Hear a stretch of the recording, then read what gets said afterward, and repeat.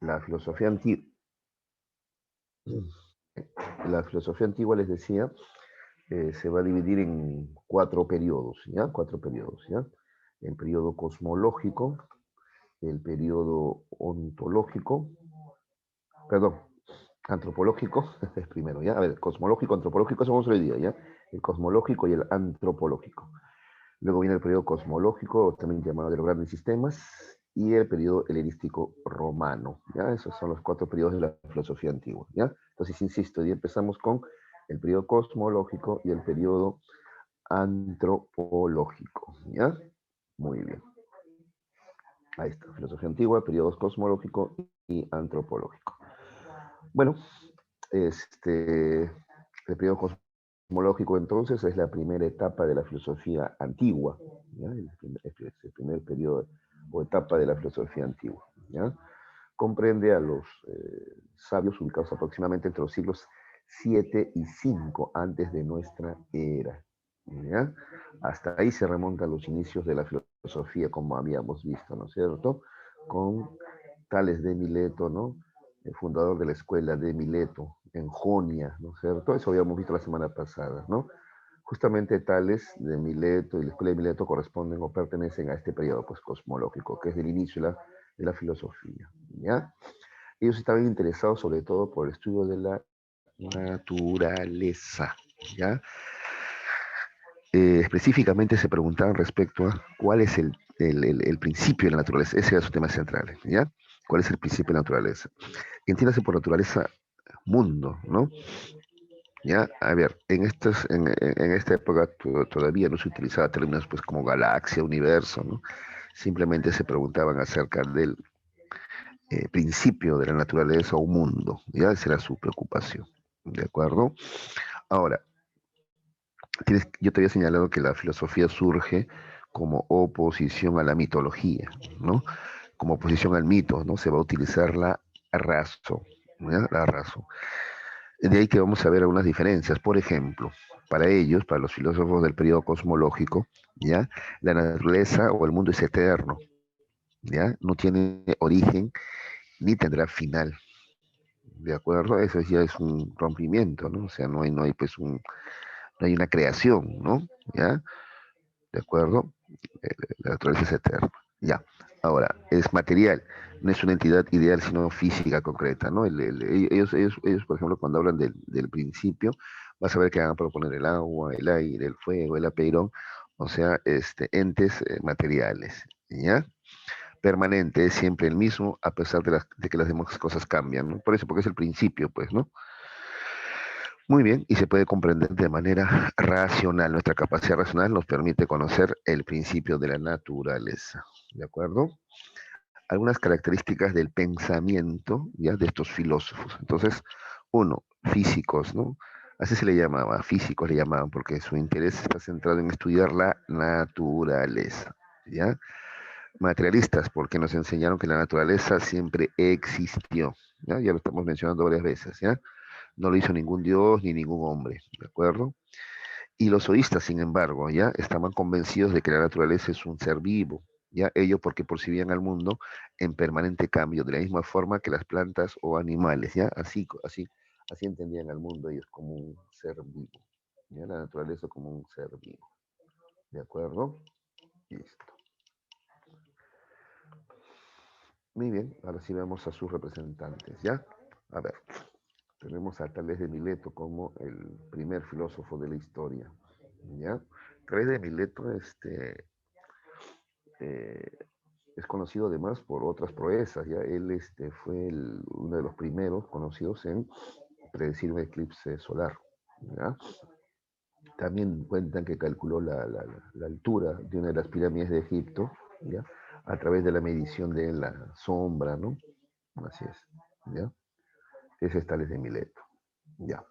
Tales de Mileto además es partidario de la democracia en su país, ¿no? Él estaba a favor de la democracia y como ya hemos señalado, es el fundador de la escuela jónica o milesia, ¿ya? Mileto está en Jonia. Jonia es la actual Turquía, les decía, ¿no? Era una colonia griega. Allí surge la filosofía, ¿ya? La primera escuela de filosofía es la escuela de Mileto, ¿ya? Por eso Tales de Mileto, porque él vivía en esa ciudad. Pues en esta época no existían los apellidos, sino que se tomaba el nombre de la ciudad, Tales de Mileto, porque él vivía en Mileto, pues. ¿De acuerdo? Muy bien. Él va a sostener que el principio de la naturaleza ya es el agua. ¿Ya? Él sostiene eso, el agua. ¿Ya? ¿Cómo llega a esa conclusión? Él sigue más o menos el siguiente razonamiento. ¿Ya? Su razonamiento es el siguiente. Él dice que el agua es el origen de la vida. El mundo es un ser vivo, una vez, ¿no? Ahí está su postura ilosoísta, ¿no? Y la vida se da gracias al agua, ¿ya? Eso es lo que él va a sostener, ¿de acuerdo? ¿Ya? Ahora, además de que el agua es el origen de la vida, ¿no es cierto? Él también hace notar que el agua lo rodea todo, ¿no? Durante sus viajes había notado de que la tierra está rodeada de agua. Pero no solamente eso, él llega a creer que también la tierra flota encima del agua. ¿Por qué? Porque dice que cavando la tierra encontramos también bajo la tierra agua. De que la tierra está, ya ves, flotando sobre ella, sobre el agua. ¿Ya? Asimismo, alrededor de nosotros y en el cielo también tenemos agua, ¿no? Claro, en el cielo también tenemos agua. De ahí las lluvias, pues, ¿no es cierto? Así pensaba él en esa época. Mira, estamos hablando del año 630, 545 antes de nuestra era, siglo 7, siglo 6 antes de Cristo, ¿ya? Entonces todavía las ciencias eran muy incipientes, ¿no? ¿De acuerdo?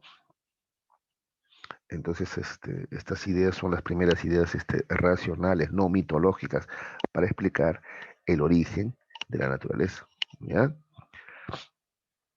Además, miren, van a ver que todavía hay algunos rezagos de mitología, a pesar de que ellos, ¿no? Surgen oponiéndose a la mitología, todavía hay algunos rezagos. Por ejemplo, Tales dice que todo está lleno de dioses. ¿A qué se refiere? Hay leyes en la naturaleza que permiten el cambio, a eso se refiere, ¿ya? A eso se refiere, que hay leyes en la naturaleza que permiten el cambio, ¿ya? Él, por ejemplo, se sorprende con el imán, ¿no? El imán, ¿cómo es posible que, siendo una materia inerte, atraiga los metales hacia sí, ¿no es cierto? Eso le va a sorprender. Entonces hay fuerzas, ¿no? O hay leyes dentro de él, ¿no es cierto? Hay leyes inexplicables, ¿no es cierto? Ya que generan cambio, movimiento, ¿ya? Por eso llega a esa conclusión. Todo está lleno de dioses, ¿ya? Muy bien. Eh, enseguida tenemos a Anaximandro de Mileto. Anaximandro es su amigo y su discípulo, ¿ya? Anaximandro es célebre porque él escribe el primer tratado filosófico, ¿ya? Que justamente se va a llamar sobre la naturaleza, ¿ya? Por eso se le llama físico, ¿sabes? Les interesa el estudio de la naturaleza. Anaximandro va a sostener que el principio de todo lo existente es la materia infinita, indeterminada e ilimitada, a la cual él va a llamar apeiron. Justamente apeiron significa indeterminado o indefinido, ¿ya? ¿Y por qué? ¿Cómo llega a esta conclusión? Él dice el principio de todas las cosas finitas, ¿ya? Finitas, determinadas, ilimitadas, además, no puede ser otra cosa con estas condiciones, ¿ya? No, pues el principio de todas las cosas tiene que ser algo indeterminado, ¿de acuerdo? A ver, te lo explico mejor. Cuando él habla de las cosas finitas, determinadas, limitadas, por ejemplo, se refiere al agua, el fuego, la tierra, el aire, ¿no? Entonces, por ejemplo, dice, este, ninguno de esos elementos puede ser el principio de todo, ¿ya? Porque ya son formas con características determinadas, ¿ya? Y por ejemplo, ¿no? Del agua, pues no puede derivarse el fuego, ¿no? O sea, como, ni del fuego puede derivarse el agua, ¿no? Entonces, antes del agua, antes del fuego, tuvo que existir un principio, ¿no? O sea, una sustancia anterior al agua, al fuego. Y esta sustancia anterior al agua, al fuego, a la tierra, al aire, es una sustancia todavía indeterminada, indefinida, ilimitada. A Peyron le va a llamar. Y este elemento apeiron tiene en sí todo. Pues, en un extremo, por ejemplo, ¿ya? tiene la calidez del fuego, en otro extremo de repente tiene la frialdad del agua, ¿no? En otro extremo es duro, en otro extremo es blando, o sea, el apeiron tiene todo, ¿ya? Por eso es indeterminado e ilimitado. Del apeiron se van desprendiendo todos los elementos que conocemos, ¿ya? Pero antes del agua, del fuego, no sé, hasta el apeiron, insisto, del apeiron se van a desprender todos los demás elementos con características determinadas, ¿ya? Porque el apeiron es justamente la, si tú quieres, la sustancia, ¿no? O la materia primigenia, ¿ya? Ese es el razonamiento que sigue Anaximandro, ¿ya? Anaximandro también es conocido porque es el primero en utilizar el término arge, que significa principio del mundo, ¿ya? Arge o arche también, ¿de acuerdo? Muy bien, pero sigamos hablando acerca del apeiron, ¿ya? Él dice que el apeiron está en movimiento eterno, ¿ya? Las cosas se separan de apeiron en parejas, el frío y el calor, el día y la noche, el fuego y el agua. Ambas parejas además luchan entre sí, dice, ¿ya? Eso es lo que va a proponer, ¿ya? Entonces, si tú ves, este concepto de apeiron es muy parecido al concepto de materia, ¿no es cierto? ¿Ya? Así, no tiene una forma determinada todavía, ¿ya? Y en cuanto a características, las posee todas, pues, porque de él, que es la sustancia primigenia o la materia primigenia, se van a derivar, insisto, ¿ya? Las demás eh, sustancias, ¿no? Con características ya determinadas, ¿ya? En lo que sí coincide con Tales de Mileto es en señalar que la vida surge en el agua, ¿ya? En eso está de acuerdo con Tales de Mileto. Sí, tiene razón, la vida surge en el agua. Pero además él va más allá. Él dice que los seres humanos provenimos de los peces, ¿ya? Entonces, mira, aquí está planteando ya, o está proponiendo ya la idea de evolución, ¿no? ¿Ya ves? Porque el hombre proviene de los peces. Quiere decir que los peces han evolucionado en otros seres y estos en otros a su vez hasta llegar al hombre, ¿ya? El hombre es tan débil, dice, que no pudo haber existido solo. Tuvo que surgir de otras especies, ¿no? ¿De acuerdo? ¿Ya? Esos son los aportes de Tales de Mileto y de Encimandro. ¿Alguna pregunta, jovencitos? ¿Quisieran que refuerce algo? ¿Alguna idea, por favor? Con toda confianza. A ver. ¿O está todo claro? Ahí me dicen.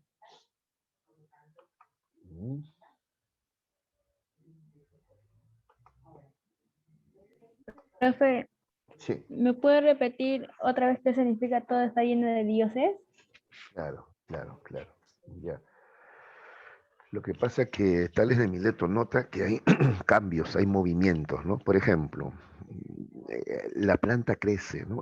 Los animales también crecen, se alimentan, o sea, ¿qué los impulsa a crecer, a moverse? E incluso el imán, mire, el imán que es como una roca, ¿no es cierto? Así lo veía él, como una roca, ¿no? Tiene fuerza dentro de sí, ¿no? No para crecer, pero sí tiene, tiene fuerza para atraer a otros, ¿no? Elementos, ¿no? Como los metales, por ejemplo, ¿no es cierto? Ya. Entonces, ¿cómo explicamos esas fuerzas, ya, que hay dentro de la naturaleza, dentro de los, ¿no? de los objetos, ¿no es cierto? ¿Cómo explicamos? Ah, está lleno de dioses, o si tú quieres, tiene alma, tiene energía, ¿no es cierto? ¿Ya? Pero también estas, ¿cómo se llama? Eh, ¿Cómo decirlo? A ver, respetan ciertas leyes, ¿no? Ciertos parámetros, ¿no es cierto? ¿Ya? A eso se refiere, con que todo está lleno de dioses, o sea, así como la planta tiene una especie de, si tú quieres, de alma que la hace crecer, ¿no es cierto? Ya alimentarse, ¿no es cierto? Ya toda la naturaleza, todo el mundo también, así tiene un alma, ¿no? Un alma, ¿no? ¿Ya? A eso se refiere con que todo está lleno de dioses. ¿Sí, Melita? ¿Se entendió ahora? Sí, profe, gracias. Ujú. Entonces, como ves, todavía hay entre sí, ya estoy usando la razón, pero todavía queda algo de mitología. No lo podemos culpar, ¿no? Hasta la actualidad hay mucha gente que cree todavía, ¿no? En entes metafísicos, ¿no es cierto?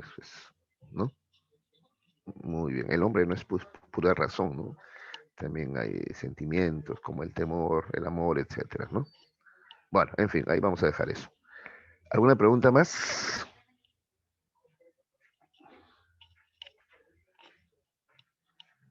Ya. Entonces así tenemos, ¿ya? Tales de Mileto propone como principio de la naturaleza el agua, que es la fuente de la vida, el origen de la vida, ¿no es cierto? Dice, el ser vivo tiene vida gracias al agua, ¿no? Mira, es más, estamos conformados por agua, necesitamos del agua para vivir, ¿no es cierto? El agua es la fuente de la vida, pues, ¿no? Y lo que nos mantiene vivo también, ¿no? Además, estamos rodeados totalmente de agua, ¿no es cierto? Bajo la tierra, alrededor de la tierra, en el cielo, las lluvias, ¿no es cierto? Listo. Esa era la postura de Tales, ese es su razonamiento, ¿no? Anaximandro, en cambio, pensaba que no, pues que antes del agua y cualquier otra sustancia con características ya determinadas, antes de ellos existía una sustancia indeterminada, primigenia, apeiron, ¿no? Indeterminada en el sentido de que no es solamente frío, ni solamente cálido, ni solamente húmedo, ni solamente seco, ¿no? Tiene todos los elementos a la vez, ¿no? A esta sustancia determinada le va a llamar apeiron, de la cual se derivan todas las demás este, formas de existencia, ¿ya? Muy bien. Esas son las ideas de Tales y Anaximandro. Ujú. Luego tenemos a Anaxímenes, ya chicos, Anaxímenes. A ver, ¿cuántos chicos hay? 18, uy, se levantan tarde los muchachos, ¿eh? Ya, vamos a seguir, ¿ya? Anaxímenes de Mileto, ya. Él también es de la ciudad de Mileto, él pertenece también a Mileto, a la ciudad de Mileto, ¿no? Y a la escuela de Mileto, ¿ya? También pertenece. Él va a sostener que el principio es el aire, ¿ya? Atención, ¿ya? Él propone entonces formas, digámoslo así, determinadas, ¿no? ¿Te acuerdas? Igual que tal dice el agua. Este, Anaximandro había hablado del apeiro, ¿no? Anaxímenes vuelve a proponer algo determinado, ¿no? El aire, ¿no? Sí, quizás porque eso de apeiro, bueno, suena interesante, pero no lo hemos visto, ¿no? O sea, no hay forma de repente de demostrarlo, ¿no? ¿Ya? Y él propone como principio de todo lo existente el aire, pero le va a otorgar ciertas características, ¿ya? No es el aire como tú lo entiendes, ¿no? Le da unas características, ¿ya? De universalidad, de eternidad, por ejemplo, ¿ya? A ver, entonces dice que el aire es el origen de la vida, más bien, dice, ¿no? Más que el agua incluso, ¿no? Todo ser vivo respira, ¿no? Y es más, como que cada respiración nuestra es una renovación de la vida, ¿te das cuenta? Entonces, como que vida, no es cada que respiras es vida. Una de esas, no respiras y la vida simplemente, ¿no? Desaparece, pues, ¿ya? Entonces el aire es el verdadero origen de la vida y es lo que nos mantiene también vivos, ¿ya? Por otro lado, como te decía, ya ves, él dice que el aire es infinito, ¿ya? Está en todas partes, ¿ya? Es más, él considera que el aire es el alma del mundo, ¿ya? Y también es, al final, cuando respiramos, ¿no? Se constituye en el alma humana también, ¿ya? Así pensaba Anaxímenes, ¿ya? Ahora, ya, la pregunta que subyace o persiste es, ya, pero ¿cómo explicamos que del aire, ¿no es cierto?, se derivan los demás elementos, ¿no? ¿Te acuerdas que es un cuestionamiento que le hacían Anaximandro a Tales? ¿Cómo explicas que del agua se derivan los demás elementos? El fuego, por ejemplo, ¿no? Ni modo que el fuego venga del agua, ¿no? Ya, bueno, en el caso de Anaxímenes la misma pregunta, ¿no? Ya, si el principio es el aire, ¿cómo explicamos que del aire se derivan los demás elementos? Entonces Anaxímenes propone lo siguiente. Dice que cuando el aire se enfría, eso se llama condensación, a ese proceso se le llama condensación, ¿ya? Cuando el aire se enfría, surge el agua, ¿ya? El aire frío, surge el agua, ¿de acuerdo? ¿No? Así ocurren las precipitaciones, las lluvias, ¿no es cierto? Ahora, si el agua se enfría más todavía, dice que se convierte en tierra. Así pensaba Anaxímenes. Por otro lado, cuando el aire se calienta, a ese proceso le va a llamar rarefacción, ¿ya? Refacción. Entonces, cuando el aire se calienta o se rarifica, se convierte en fuego, surge el fuego. Ahora, si se calienta más todavía, así van a surgir los astros, ¿ya? Esas son las explicaciones que proponía Anaxímenes, entonces, para sustentar que el principio de todo lo existente de la naturaleza, ¿ya? Y de la vida, por supuesto, es el aire. ¿De acuerdo? Listo. Hasta ahí la escuela de Mileto, ¿ya? La escuela de Mileto, ¿ya? A continuación tenemos la escuela de Samos, ¿ya? Y en Samos tenemos a Pitágoras, ¿ya? Pitágoras, ¿de acuerdo? Este, Pitágoras es de posición aristocrática, ¿no? Y de ahí su actitud, dice, ¿no? Refleja sostener que hay entes superiores e inferiores, ¿no es cierto? ¿Ya? Esa es la teoría naturalista de la política, ¿no? de sostener que así como en la naturaleza hay, ¿no?, un rey que es el león, ¿no?, y los demás animales súbditos, sostienen que en el caso del hombre es lo mismo, pues es lo mismo también, ¿ya? Hay quien gobierna, quienes son gobernados, ¿no? Esas posturas, ¿no?, aristocráticas las tenía también Pitágoras, ¿ya? Pitágoras funda una escuela donde se impartía conocimientos matemáticos, físicos y políticos de manera muy disciplinada, ¿no? Yo me imagino que, por ejemplo, tú conoces a Pitágoras, ¿no?, por sus aportes justamente a las matemáticas, ¿no es cierto? ¿Ya? Muy bien. Y entonces, no es de sorprender que Pitágoras considera que el principio, ¿no?, de la naturaleza, o arjé, si tú quieres, arjé, el arjé, es el número. Eso es lo que plantea Pitágoras, ¿ya? El principio es el número, dice él, ¿ya? El número es una entidad material, ¿no? Así lo entiende él, ¿ah? Por tanto, está dentro de las cosas, ¿ya? El número está dentro de las cosas, ¿ya? Porque es material, ¿ya? El mundo tiene un orden matemático. Este es el razonamiento que él sigue. El mundo tiene un orden matemático. Entonces, todo puede ser medido. Todo puede ser medido, ¿ya? Tanto los números como el orden del mundo provienen del número uno, ¿no es cierto? Ese es el inicio, pues es el inicio, el número uno, ¿ya? Esa es la postura de Pitágoras. Entonces, repito, para Pitágoras el principio de todo existente es el número, ¿ya? El número. Todas las cosas, ¿no?, poseen número. Todas las cosas se pueden cuantificar. Todas las cosas se pueden cuantificar, ¿ya? Y es más, las cosas existen así, en un orden, ¿ya?, matemático, ¿ya? El universo existe en un orden matemático. Eh, Además, ¿no?, él considera que el número es una entidad material. A ver, algo así, mire, algo así como que el número es, por ejemplo, el número constituye, por ejemplo, en una línea, ¿no? ¿Qué decimos de la línea? Que la línea está constituida por infinitos puntos, ¿no es cierto? ¿Ya? Entonces el número es una entidad material, ¿ya? Que lo constituye todo, que está dentro de las cosas, ¿de acuerdo? Así pensaba él, ¿ya? Eso es un sustento para decir que el principio de todo es el número, ¿ya? ¿De acuerdo? Es el principio ordenador que da armonía, orden matemático a las cosas, y además las cosas están constituidas por números, ¿ya? Los números están dentro de las cosas. Muy bien. Él además sostiene que el alma es inmortal y se purifica, ¿ya? Es de los primeros en proponer esto, ¿ya? De que el alma es inmortal, ¿ya? Porque eso subyace un problema, pues claro, si el alma es inmortal, ¿ya? Figures, entonces, ¿qué pasa cuando el cuerpo muere? Pues, ¿qué pasa cuando tu cuerpo muere? A ver, ¿qué pasa con tu alma? Tu alma sigue viva todavía, ¿ya? Entonces él va a proponer que sí, el alma sigue viva y luego va a habitar en otro cuerpo, ¿no? A eso le va a llamar la transmigración, ¿ya? De esta alma inmortal, ¿ya? Y además eso supone otro tipo de preguntas más. Y entonces el alma sabe muchas cosas. Bueno, muchas otras cosas va a suponer que otros luego van a retomar, por ejemplo, Platón, ¿ya? Entonces el alma es inmortal. Además sostiene que el alma se purifica. ¿Cómo se purifica el alma? Con el conocimiento de la naturaleza. ¿Ya? Eso es lo que plantea Pitágoras. A ver, están preguntando algo acá. Entonces, el alma se va purificando.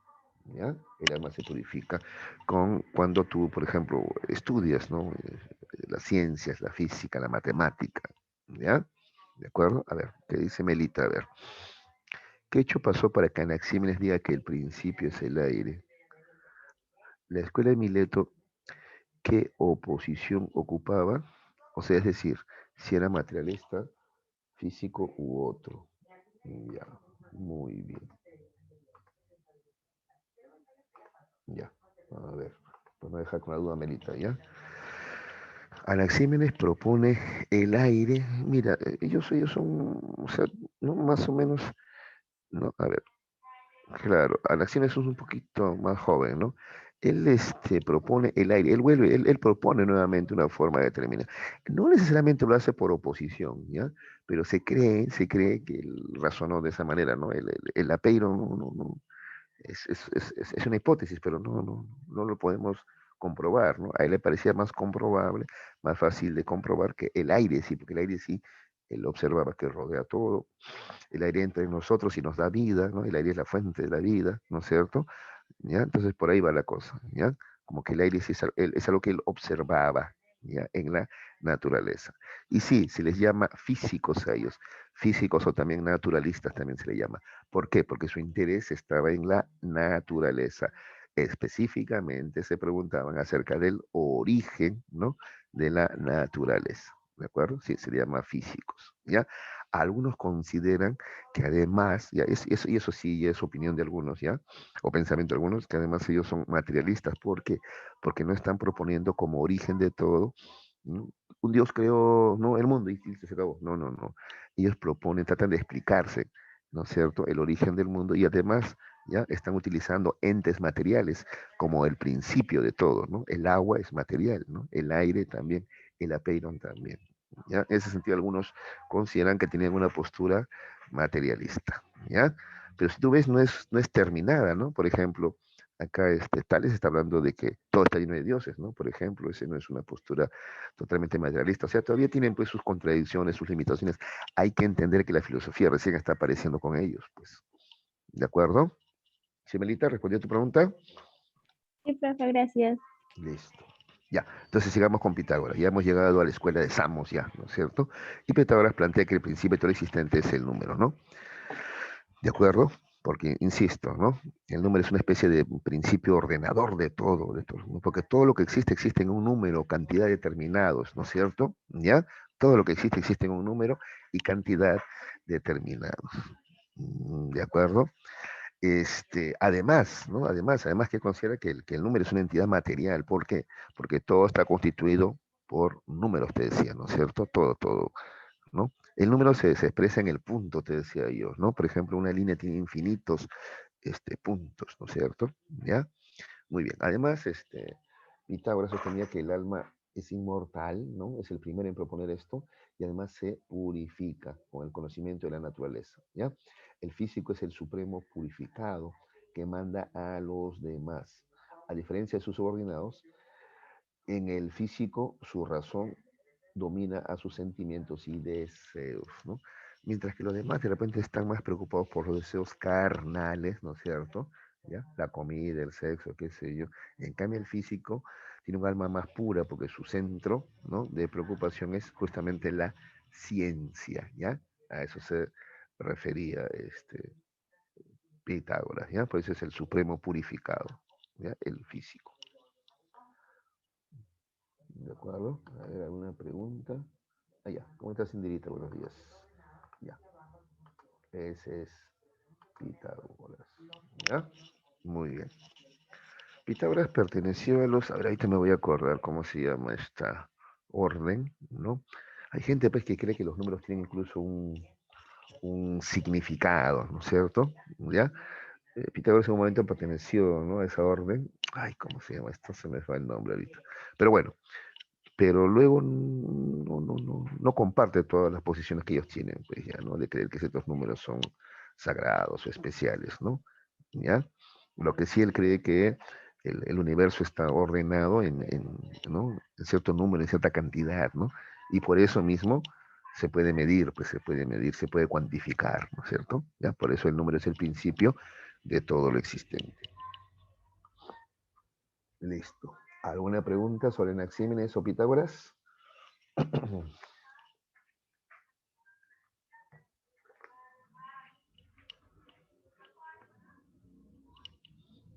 Tiene que aparecer para poder ver.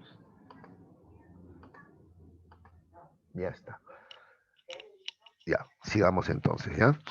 Luego tenemos, ya, bueno, entonces de la escuela de Samos solamente estamos viendo a Pitágoras, nada más, ¿ya? Hay más filósofos, de hecho, ¿no es cierto? Por ejemplo, en la escuela de Mileto hay otros más, ¿ya? Se hablaba de los 7 sabios de Mileto, nosotros hemos visto solamente a 3, ¿no es cierto? ¿Ya? Los otros no son tan relevantes, ¿no? Y bueno, en la escuela de Samos, aquí estamos ¿no?, tomando a Pitágoras como el más importante, ¿no? Y de la escuela de Efeso tenemos a Heráclito, ¿ya? Heráclito de Efeso, ¿ya?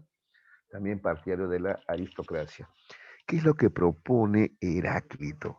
Heráclito considera que el mundo es dinámico y está en constante movimiento, ¿ya? El mundo, la naturaleza, ¿ya?, es dinámica, está en constante movimiento, nunca está quieta, ¿ya?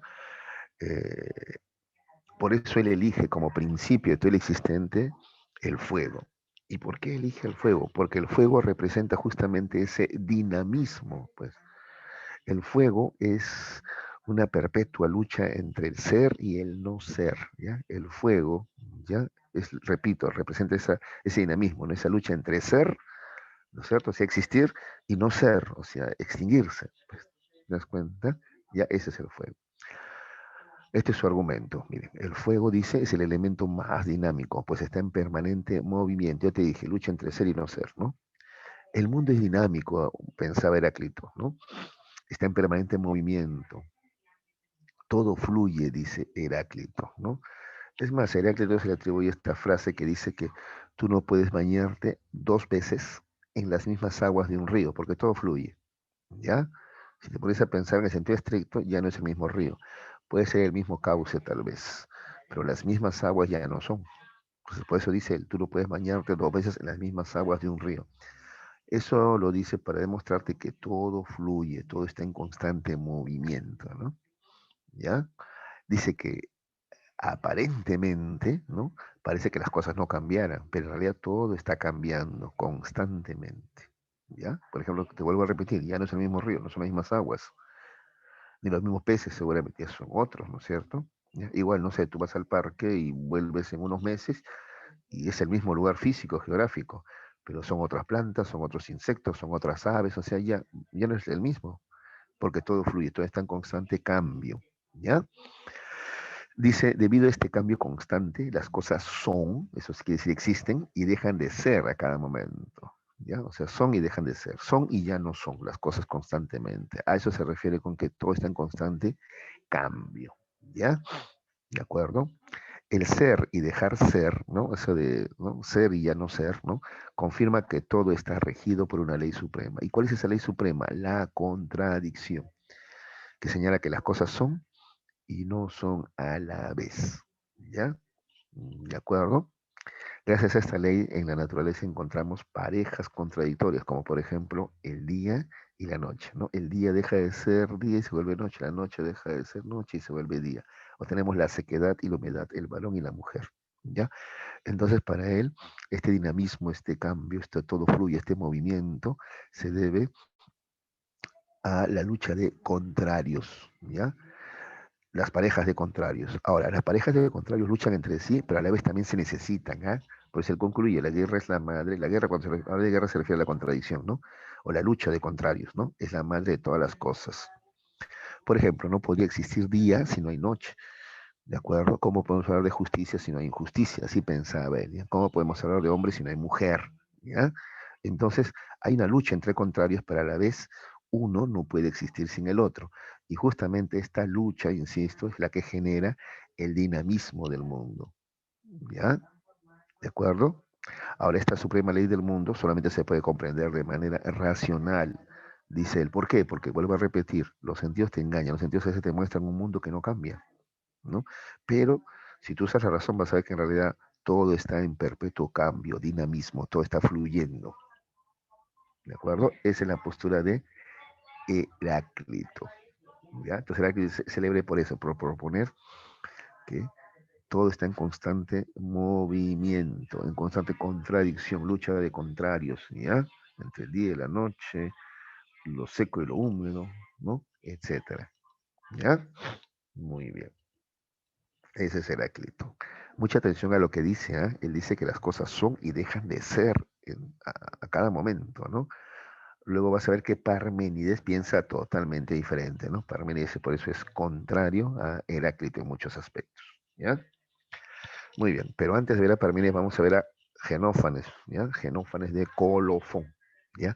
Genófanes lo que va a proponer que el principio de todo el existente es la tierra.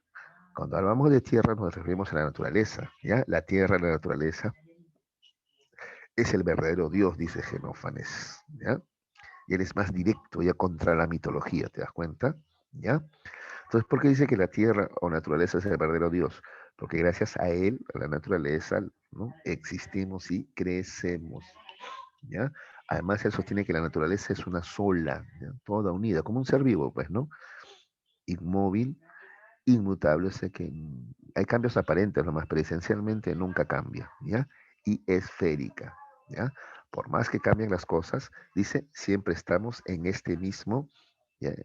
Espacio natural, ¿ya? En esta naturaleza, ¿de acuerdo? Al ser inmóvil, dice, es tan perfecto como una esfera, dice, ¿ya? Pero pensaba que también el mundo era, ¿no? En forma esférica.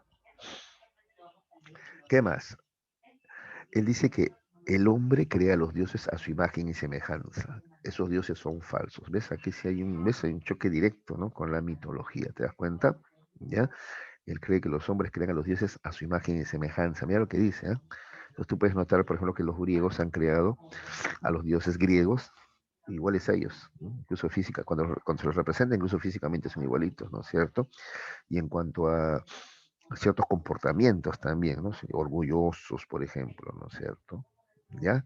Entonces ellos han creado esos dioses por conveniencia, pues porque les conviene, ¿no es cierto? Ya para decir que son superiores y ellos son, ¿no? Descendientes más directos de los dioses, ¿no? ¿Ya? Por eso dice, el hombre crea a los dioses a su imagen y semejanza, ¿ya? Entonces no son los dioses los que crean al hombre, sino los hombres crean a los dioses por conveniencia, ¿ya? Listo. ¿Alguna pregunta sobre Heráclito o Genófanes? A ver.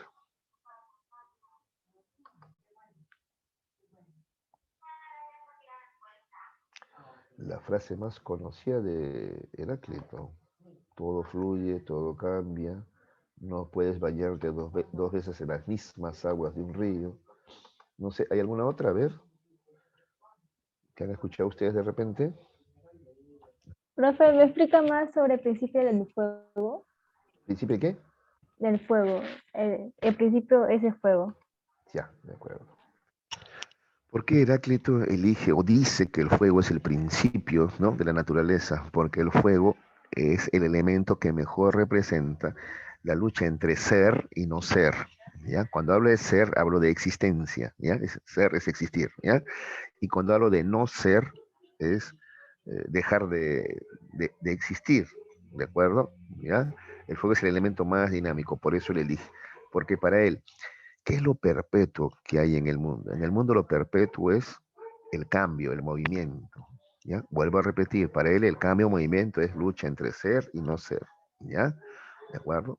Entonces eso es lo perpetuo, el cambio. ¿Ya? Todo está en constante cambio, transformación. Y el elemento que más cambia o que mejor representa ese movimiento, ese dinamismo, es justamente pues el fuego, ¿no? El fuego, repito, que es, el fuego nunca está quieto. A ver, imagínate, el fuego nunca está quieto. O está creciendo, ¿no es cierto? Pero mira, cuando crece también, más rápido se va a extinguir también, ¿no es cierto? ¿Ves? Entonces el fuego es el que mejor representa esa lucha entre el ser y dejar de ser. ¿Qué es dejar de ser? Extinguirse, pues, ¿no es cierto? ¿Ya? Porque eso también pasa en la naturaleza, ¿no? El día y la noche, por ejemplo, son perpetua lucha, ¿no? El día deja de ser día y se vuelve noche. Y la noche deja de ser noche para convertirse en día. ¿Te das cuenta? Así entienden el mundo, ¿ya? Todo está en constante movimiento, lucha de contrarios, ¿ya? Y el que mejor representa tal situación es el fuego, ¿ya? Que representa nítidamente la lucha entre ser y dejar de ser, ¿ya? No sé si quisiéramos, por ejemplo, poner ejemplos más actuales. Nosotros, por ejemplo, ¿no? Todos los días ¿no? Perdemos células, ¿no es cierto? ¿No? A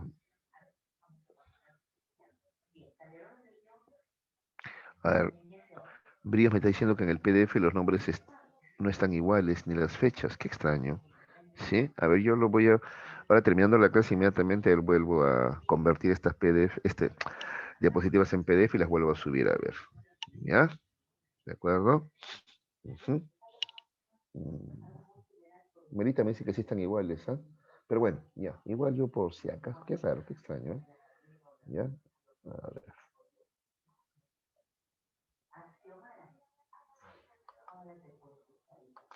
Alguien me pregunta por qué la mayoría de sabios o estos filósofos eran naturalistas, ¿no? Bueno, Porque de ahí parten, pues, de observar lo que los rodea, ¿no? Y lo que los rodea, ¿qué cosa es la naturaleza, ¿no? Eso les rodea. Y ellos se preguntan cómo se originó todo esto, ¿no es cierto? Además que, insisto, es una especie de este,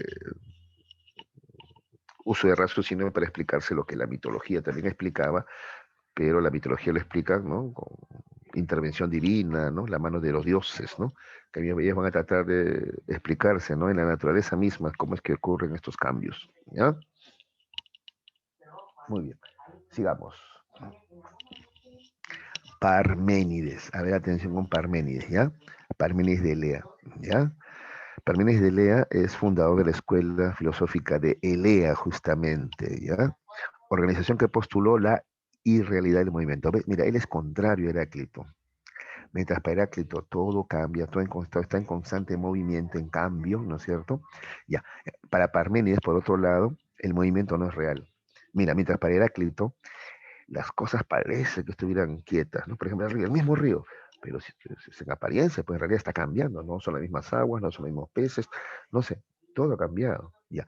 Para Parménides es al contrario, Parménides te dice, no, las cosas parece que cambiaran, pero en realidad nada cambia. Así piensa Parménides. Y ahorita te voy a explicar por qué. ¿Qué más? Tuvo como connotado discípulo a Zenón de Eleas, uno de los discípulos de Parménides, ¿ya? Famoso por elaborar argumentos defensores de la tesis de que el movimiento es aparente, ¿no? Sí, Zenón va a crear algunas aporías para probar, ¿ya? Que el movimiento en realidad es solamente apariencia, nada más, ¿ya? Pura apariencia, ¿ya? Bien, pero veamos qué cosa es lo que dice Parménides, ¿no? Parménides dice que el principio ya es el ser. El principio de la naturaleza es el ser. ¿Qué quiere decir? Que la naturaleza básicamente es. A ver, acá vamos a trabajar con el verbo ser, ¿ya? Ser. Es, ¿ya? Es, ¿ya? La naturaleza básicamente ya es. ¿Qué quiere decir es? Existe, pues. Existe, ¿ya? La naturaleza tiene como principio esto, que existe, pues, ¿ya? Que es, ¿ya? El ser, que existe, ¿me entienden? Ya, ahora. Más allá de la naturaleza o existencia no hay nada, pues, repito, más allá de la existencia o naturaleza, ¿qué cosa hay más allá? Nada, nada, ¿ya? Todo es, todo existe, más allá no hay nada. Y justamente acá viene el tema de la filosofía de Parménides, por eso se le llama el padre de la ontología, pues. Y la nada, chicos, es un imposible. La nada es un imposible, ¿ya? A ver, imagínate, a ver, que el universo, a ver, tú ahorita, imagínate, ¿ya? Tuviera límites, hasta que es el universo. Y después de ese límite, ¿qué cosa hay? La nada, el vacío. No, pero la nada, el vacío ya es algo, pues. ¿Me entiendes? Ya es algo. No, no, y eso no es posible. No, no, no. Ahora, hasta ahora sostenemos por eso que el infinito es, que, perdón, que el universo es infinito, ¿no? No hay límites, ¿ya? Porque la nada, ¿ya? El vacío es un imposible, ¿ya? Eso es lo que pensaba también ya Parménides, ¿ya? Por eso él dice, el ser, o sea, la existencia, es uno, inmóvil, eterno y perfecto, ¿ya? Ahora, este ser se capta solamente con la razón, porque los sentidos te engañan, los sentidos te muestran como que las cosas cambiaran, ¿no? Pero esencialmente las cosas nunca cambian, ¿ya? ¿Por qué? Porque la nada es imposible. A ver, te explico. Es que Parménides razona así. Un cambio esencial, ¿cuál sería? El ser, pues porque el ser es la esencia de todas las cosas, ¿no es cierto? Inicio y esencia de las cosas, ¿ya? Y la única forma de que el ser cambie es convirtiéndose en no ser, en la nada, ¿sí o no? ¿De acuerdo? Claro. El ser, ¿hacia dónde podría cambiar? A convertirse en nada, en no ser. Pero pregunto, ¿el no ser existe? Y para mí te dice, no. El no ser, la nada, es imposible, no existe. Es además indecible, también dice él, ¿no? Todas las cosas siempre son. ¿Ya? Eso es muy importante, ¿no? Por eso tú vas a escuchar luego, siglos después, posturas como estas, ¿no? Que dicen que la materia no se crea, no se destruye, solo se transforma. A ver, tú puedes pensar, tú puedes convertir algo en nada. A ver, eso te hubiese preguntado de repente Parmenides, ¿no? Ah, bueno, pues profe, agarro, por ejemplo, esta silla y la quemo y la vuelvo nada, ¿no? Al quemarla te quedan cenizas en el piso y te queda, no sé, carbono en el aire, ¿no es cierto? ¿No es cierto? No es que se convierte en nada, ¿no? La nada. Y las cenizas las puedes esparcir y no sé, pueden servir hasta de abono, no sé, pero ¿te das cuenta? O sea, siempre existen bajo otras formas, pero no es que desaparecen, ¿no? ¿De acuerdo? Ya. Ahora, ya Parménides en esta época, ya, ¿no? Estamos hablando del siglo VI, ya planteaba o proponía este razonamiento, ¿ya? Que luego ha dado lugar a otras ideas, ¿no? Como te vuelvo a repetir, como entender, ¿no? Este concepto de infinito, por ejemplo, ¿no? Que el universo es infinito, no tiene final, ¿no? ¿Me entiendes? Porque si no, porque si tiene final, ya hasta acá hay un universo. ¿Y después qué cosa hay? Más universo, pues, ¿qué cosa puede haber? ¿Qué cosa puede haber si no es más universo? ¿Ah? El vacío, la nada, vuelvo a repetir para Parménides, eso es imposible. Porque justamente, si me dices que existe el vacío, y eso es existencia, pues, ¿me entiendes? ¿Ya? Listo. Bueno, hasta ahí. Ya no nos volvamos locos con Parménides, que tiene unos vuelos alucinantes. Algunos consideran que Parménides es el verdadero filósofo, ¿no? ¿No es cierto? Porque aborda esta temática, ¿no? Tan trascendental, ¿ya? Se le considera pues el padre de la ontología, que es el estudio del ser, ¿ya? Entonces, retomemos, ¿ya? Para Parménides, el principio es el ser, ¿ya? Porque todo lo existente, eso pues existe, ¿ya? O sea, tiene como esencia su existencia, ¿ya? ¿De acuerdo? Ese es el principio de todo. El principio de todas las cosas es que existen en primer lugar, ¿ya? ¿De acuerdo? ¿Ya? Y que siempre existen, no es que de pronto se convierten en nada, en vacío, no, siempre existen, de repente pueden cambiar, variar algunas cosas, pero siempre existe, ¿no? Por eso él piensa que el cambio, en el sentido estricto, ¿no? Esencialmente, el cambio no es posible, ¿no? Porque las cosas siempre son, las apariencias sí pueden cambiar, ¿ya? Las apariencias cambian, ¿ya? Pero su existencia no cambia, sigue existiendo, ¿ya? De pronto el ser no es que se convierta en nada, eso es imposible, dice Parménides, ¿ya? Listo. Es más, mira, llega a decir que ser y pensar son lo mismo también, ¿ya? O sea, las ideas también, ¿no? Porque tú te preguntarás, pues, ¿no? ¿El pensamiento existe? Sí. Y el pensamiento y el ser son lo mismo, dice. ¿Y cómo argumenta eso? Dice, el pensar, o sea, la razón, capta al ser, ¿ya? ¿Ya? ¿De acuerdo? El pensamiento capta al ser, o sea, todo lo que existe, ¿no? Y debido al ser, además también existe el pensar. Claro, porque si no existe, ¿cómo piensas también? ¿Ya? Entonces por eso dice, ser y pensar son lo mismo, pues. ¿Ya? Esto seguramente porque le preguntaron, ¿no? ¿Y los pensamientos existen? ¿Son o no son? ¿No? Y él decía que sí, pues. ¿Qué más? La razón es superior a los sentidos, dice él. La razón te permite que captemos al ser. En cambio, los sentidos nos ofrecen solo opiniones, información aparente. Justamente, pues, como te decía, los sentidos te hacen creer, te muestran que las cosas cambian, ¿no? Pero eso es apariencia, porque esencialmente las cosas siempre son, siempre existen. No hay ninguna cosa, ningún objeto que se convierta en nada, ¿no? Las cosas siempre son. Bien, esa es la teoría de Parménides. ¿Se entendió? Espero que me hayan comprendido. A ver, si Parménides es un poquito más complicado, más denso, ¿no? Pero interesante también, porque de aquí se derivan, ¿no? Muchas ideas que hasta la fecha se mantienen, ¿no? ¿Se entendió, chicos? Sí se entiende, profe. De acuerdo, bacán. Ese es Parménides. Hasta ahí, chicos, a estos filósofos se le llama monistas. ¿Sabes por qué se le llama monistas a todos ellos? Porque ellos proponen un solo elemento como principio de todo existente, ¿ya? Tal es el agua, ese es un elemento.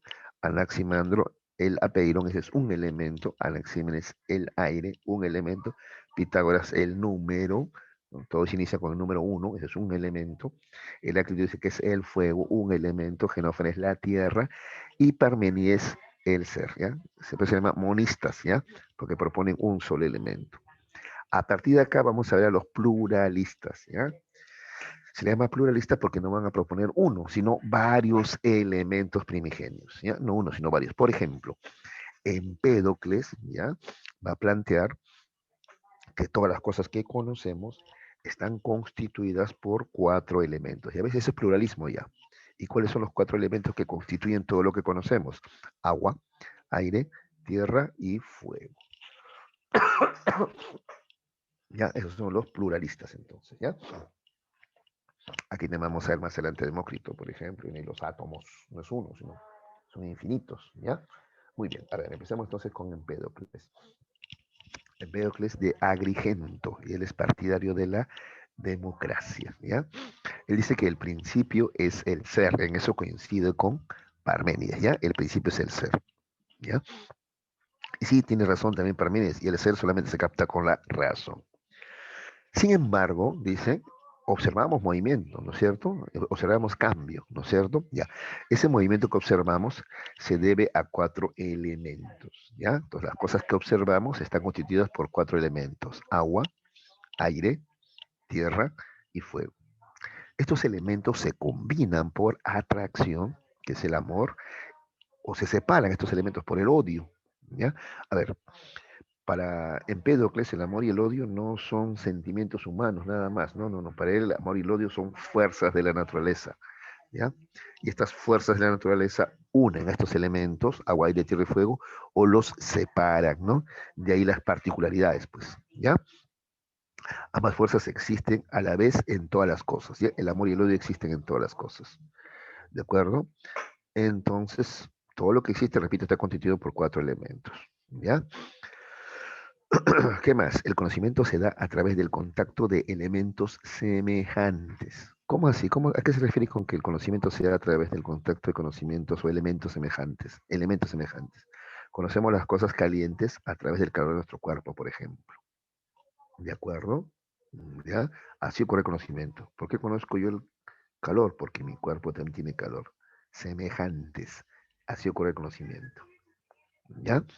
A ver, en el pensamiento oriental hay bastante de esto, ¿no? Ustedes seguramente han visto Avatar, ¿no? El Avatar, ¿han visto? Me imagino, ¿no? El Avatar, donde hay maestros, ¿no? Del fuego, del aire, la tierra, porque supuestamente todos, incluso los humanos, también estamos constituidos por estos cuatro elementos: agua, aire, tierra y fuego, ¿no?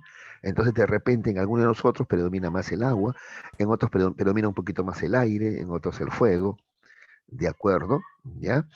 Y además se le llama maestros del fuego o del agua. Entonces supongamos que en ti predomina más el agua. Entonces, como en ti predomina el agua, vas a conocer, ¿qué cosa vas a conocer mejor en la naturaleza? El agua también, pues, por similitud. En ti predomina el fuego. ¿Qué cosa vas a conocer o manejar o manipular mejor? También el fuego, ¿no es cierto? ¿Ya? Es muy parecida, ¿no? Esas posturas de Oriente con estas ideas de Empédocles, ¿no es cierto? Sí. Listo. ¿Se comprendió, Empédocles? ¿Alguna pregunta? ¿Comentario? A ver, alguien había prendido su micro, creo, por ahí.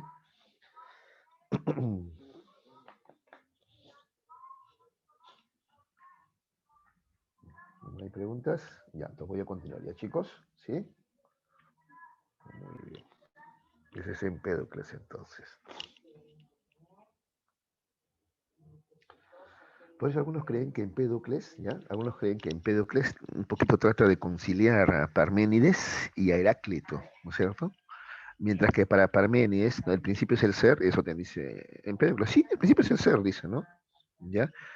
Pero por otro lado coincide con Heráclito en que las cosas cambian, ¿no es cierto? Todo cambia, ¿no? Y ese cambio que observamos, ¿no? Se debe a la combinación de estos cuatro elementos, dice Empédocles, ¿ya? A ver, creo que por eso hicieron preguntas.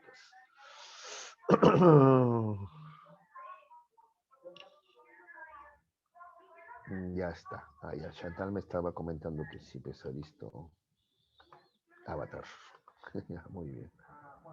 También hay una película que se llama El Quinto Elemento. Uy, es un poquito antigüita la película, ¿no? El Quinto Elemento, ¿no? Ahí está todavía, Bruce Willis está con algo de cabello todavía, ¿no? Ahí también se aborda esta misma temática, ¿no? El quinto elemento. Justamente el quinto elemento es el amor, pues, ¿no? ¿Ya? Los cuatro elementos son agua, aire, tierra y fuego, pero para que se unan, ¿no? Se necesitaba del amor, pues, ¿no? Para poder salvar al mundo, ¿no? Del odio, justamente, ¿no? Bueno, ahí está. Sigamos. Anaxágoras, ¿ya, chicos? Anaxágoras de Clasómenes. Bueno, este es partidario de la democracia, ¿ya? Y es cercano al gobernante ateniense, perdón, Pericles, ¿ya? También Anaxágoras está de acuerdo con Parménides. El principio, ¿ya? De la naturaleza es el ser, Listo. ¿Ves? A partir de acá todos aceptan eso, ¿ah? ¿Ya? Y también que el ser es captado con la razón.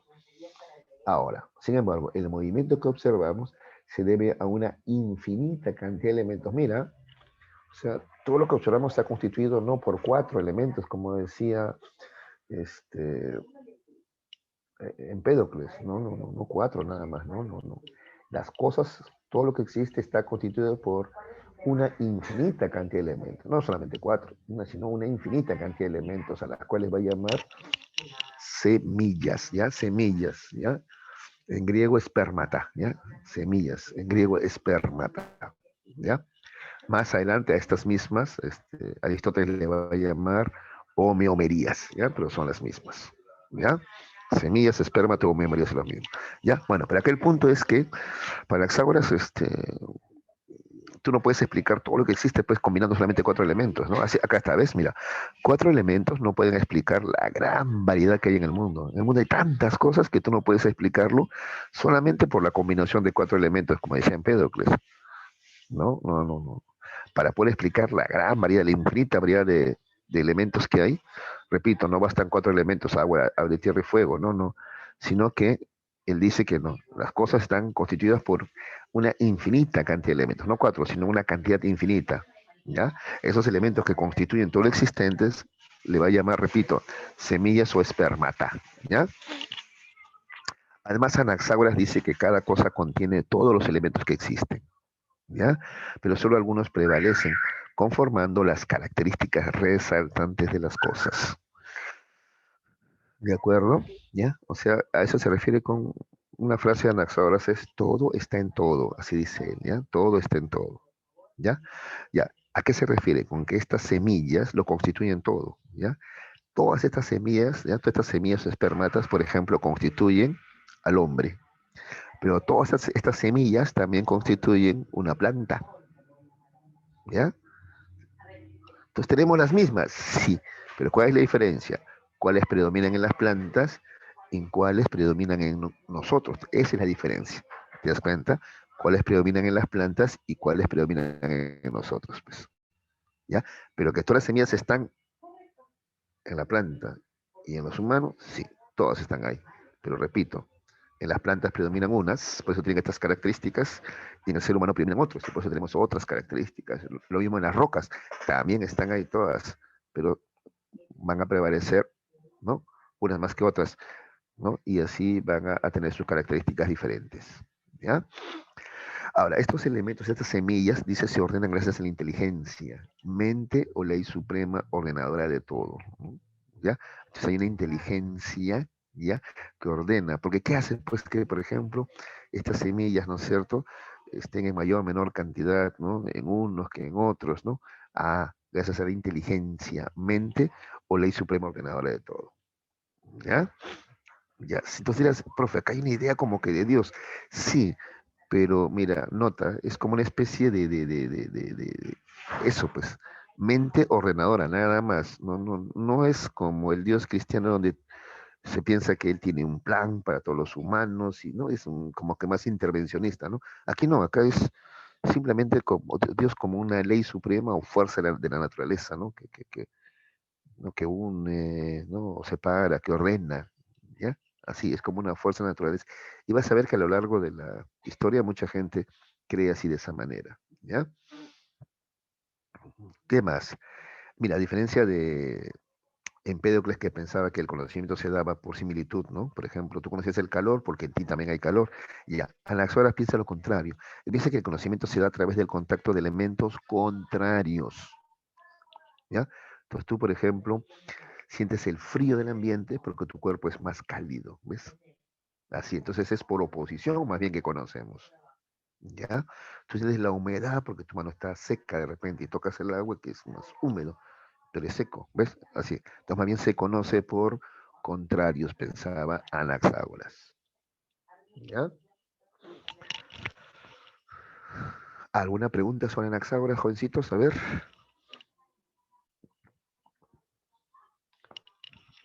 notaron, ¿no? Que a las semillas también se le llama espermata. Y luego, mucho más adelante, Aristóteles le va a llamar homeomerías con H, ¿eh? Homeomerías. y que todo lo que existe está constituido por estas semillas, pues, ¿no? Este es un concepto ya muy parecido a lo que vamos a ver ahora, el átomo, ¿no es cierto? Claro, esas semillas es muy parecido al concepto de átomo, ¿no? ¿Te das cuenta cómo para llegar al concepto de átomo ha habido todo un recorrido? Así el conocimiento humano va avanzando, pues te das cuenta, ¿ya? Los nuevos representantes van tomando o se van nutriendo de lo que los anteriores han ido creando, pues, ¿ya? Así surge el razonamiento humano entonces con la filosofía, ¿no? Lo cual nos ha llevado hasta donde estamos ahora, pues, ¿no? En cuanto a conocimientos, ¿ya? Ya, bueno, si no hay preguntas, vamos a seguir con Demócrito, ¿ya? Demócrito de Abdera. Ya, Demócrito es partidario de la democracia, es discípulo de Leucipo, Leucipo de Mileto, ¿ya? El fundador de la escuela atomista, ¿ya? ¿Qué cosa dice Demócrito? Él dice que el principio es el ser, en eso está de acuerdo con Parménides, pero mira lo que dice, ¿eh? Allá también, el principio es el ser es captado por la razón, listo, estamos de acuerdo, pero él agrega algo más, el ser es el átomo, dice Demócrito, ¿ya? El ser, ¿ya? Porque como que Parménides lo había dejado así, ¿no? El ser, el principio de todo lo existente, pero Demócrito le da más forma, más material. Mira, Demócrito es más, te das cuenta, materialista, ¿no? Ya, pero el ser es algo así como que abstracto, ¿no? No, el ser es algo concreto, el ser es el átomo, ¿ya? ¿Qué es el átomo? El átomo son unidades indivisibles. El átomo es la unidad indivisible de la materia, ¿ya? Ahora hay diferentes tipos de átomos, ¿no? Según su forma, orden y posición. Ahora, todo lo que existe está constituido por átomos. Esto sí lo entiendes porque es algo que tú has escuchado ya desde, que, ¿no? Desde pequeño, ¿no? Entonces, todo lo que existe está constituido por átomos, ¿ya? Decía ya Demócrito, ¿no? Las cosas parecen ser sólidas y estáticas, ¿no es cierto? Ya, por ejemplo, tú ves un madera, un metal, una piedra, una planta, parece que fueran sólidas y estáticas, pero realmente están hechas de átomos que se están moviendo en el vacío. Entonces tú ves, por ejemplo, tu mesa, ese tablero, que parece que estuviera quieto, en realidad, ¿no? Allí hay miles de millones de átomos que además se están moviendo, ¿ya? Ahora, para que exista el movimiento, acá viene otra cosa, acá viene otra discrepancia con Parménides, ¿ah? Para que exista el movimiento, tiene que existir el vacío, pues, ya tiene que existir el vacío, el no ser, sino cómo el átomo se mueve, ¿me entiendes? ¿Ya? Eso pensaba Demócrito. Entonces, para Demócrito, el ser es el átomo, todo lo que existe está constituido por átomos, ¿ya? ¿Y qué es el átomo? La unidad indivisible de la materia, ¿no? Entonces, todas las cosas están constituidas por átomos. Entonces, parece que estuvieran quietas, pero no, hay átomos en movimiento en todas las cosas, ¿ya? Además, para que los átomos se puedan mover, necesitan espacio, vacío, no ser. Entonces, a diferencia de Parménides, Demócrito piensa que sí existe el vacío, ¿no? Ahí, entre átomo y átomo, hay vacío, ¿ya? ¿De acuerdo? No entra a cuestionar que el universo no tiene fin, no, por ahí no va la cosa. Él va a que entre átomo y átomo tiene que haber vacío, porque si no, no podrían moverse, pues, ¿ya? Además, Demócrito pensaba que las cosas envejecen porque sus átomos se van desprendiendo poco a poco debido al movimiento, ¿ya? ¿Qué más? Que los sentidos proporcionan opiniones, por ejemplo, colores, sabores, olores, texturas y sonidos. En cambio, lo real, ¿no? Que son los átomos, ¿no? Se captan con la razón, ¿ya? Eso es lo que piensa Demócrito. ¿Listo? ¿Alguna pregunta? A ver, creo que estaban ahí por ahí en el chat.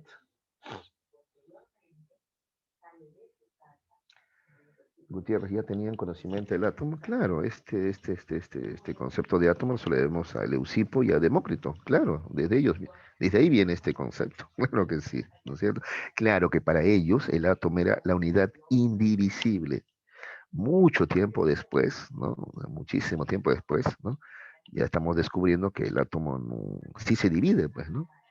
¿De acuerdo? El átomo sí se divide, pues, ¿no? El átomo sí divide, tiene otros elementos más pequeños, ¿no? Protones, neutrones, electrones. Y a su vez estos también se dividen en elementos más pequeños, todavía quarks. Y ahora la pregunta es, entonces existe una partícula que sea indivisible, porque eso se pensaba que el átomo, se pensaba que el átomo era una partícula indivisible, ¿no es cierto? Así pensaba Demócrito. Pero como te digo, muchos siglos después hemos descubierto que no, que el átomo se subdivide. Ahora la pregunta es, ¿existirá una partícula tan pequeña que no se divida? o la materia se divide hasta el infinito. Por si acaso, ya Federico Engels, ¿no? Él es amigo de Marx, ¿no? De Carlos Marx, ya proponía eso, ¿ya? ¿Ya? ¿De acuerdo?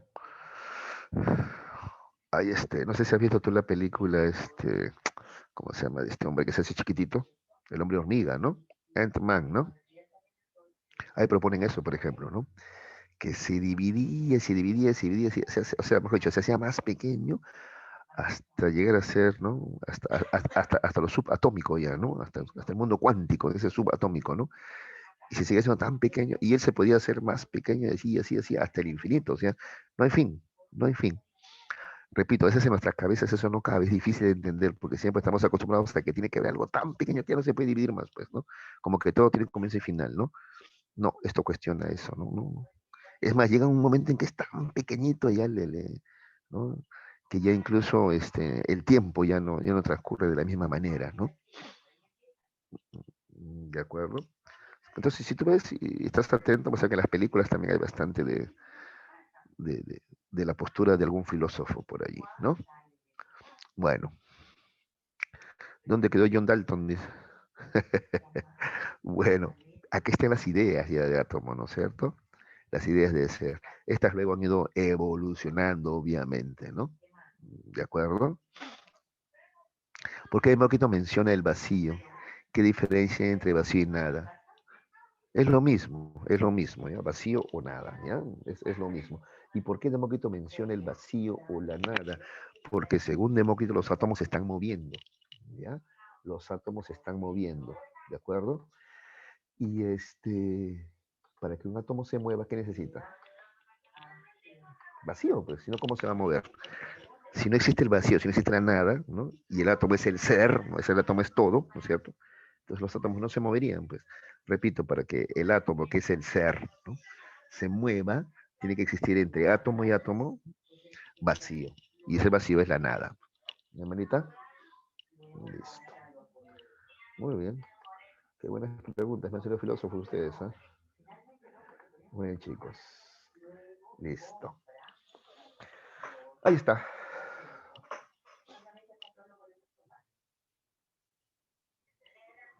Todo esto se supone que ustedes lo llevan en colegio, pues chicos, ¿no? ¿Llevado esto en colegio? Sí, ¿no? Sí.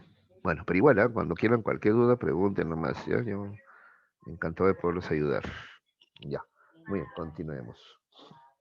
Ya, hasta ahí el periodo cosmológico. Ahora vamos a entrar al periodo antropológico. ¿Ya, chicos? A ver, vamos a ver la hora. Siempre verificando la hora. Tengo que calcular mi tiempo. Ya estamos bien todavía. Ya, a ver. Entonces, en el periodo cosmológico, el centro de interés era el origen de la naturaleza, ¿ya? En cambio, en el periodo antropológico, mira, antropo se llama así, porque aquí el interés va a cambiar, el interés va a ser el hombre. ¿Y qué nos interesa del hombre? Su virtud. ¿Cómo es que un hombre puede ser eso? Pues un buen hombre, o sea, un buen ciudadano, o sea, un hombre virtuoso. Esa es la preocupación en este periodo, ¿ya? ¿Qué significa ser un hombre virtuoso, un buen ciudadano, un buen hombre? ¿Qué cosa significa eso? Esa va a ser la preocupación o tema central, ¿ya? O sea, acá dice, ¿ves? Segunda etapa en la filosofía griega o antigua, comprende a los filósofos ubicados aquí estamos hablando de Atenas, ya, Atenas. Ellos se van a preocupar por el hombre que vive aquí, en esta ciudad, ¿ya? Durante los siglos V, ¿ya? Y que tenía interés por temas políticos y educativos, porque justamente políticos, cómo nos organizamos mejor en nuestras ciudades y en ellos, ¿no? Cómo educamos mejor al ciudadano para que sea eso, un buen ciudadano, un buen hombre, ¿no? Porque entendía que si los hombres eran mejores, la ciudad es mejor. Y si la ciudad es mejor, los hombres también son mejores, ¿ya? Eso entendían los griegos, ¿ya? Esta actitud de los filósofos fue promovida por la clase democrática, sobre todo, ¿ya? Ateniense, con el fin de perpetuarse en el poder, ¿ya? Listo. Entonces, el tema central en el periodo antropológico es el hombre, específicamente la virtud, ¿ya? Cómo ser buen hombre, cómo ser buen ciudadano, ¿ya? ¿De acuerdo?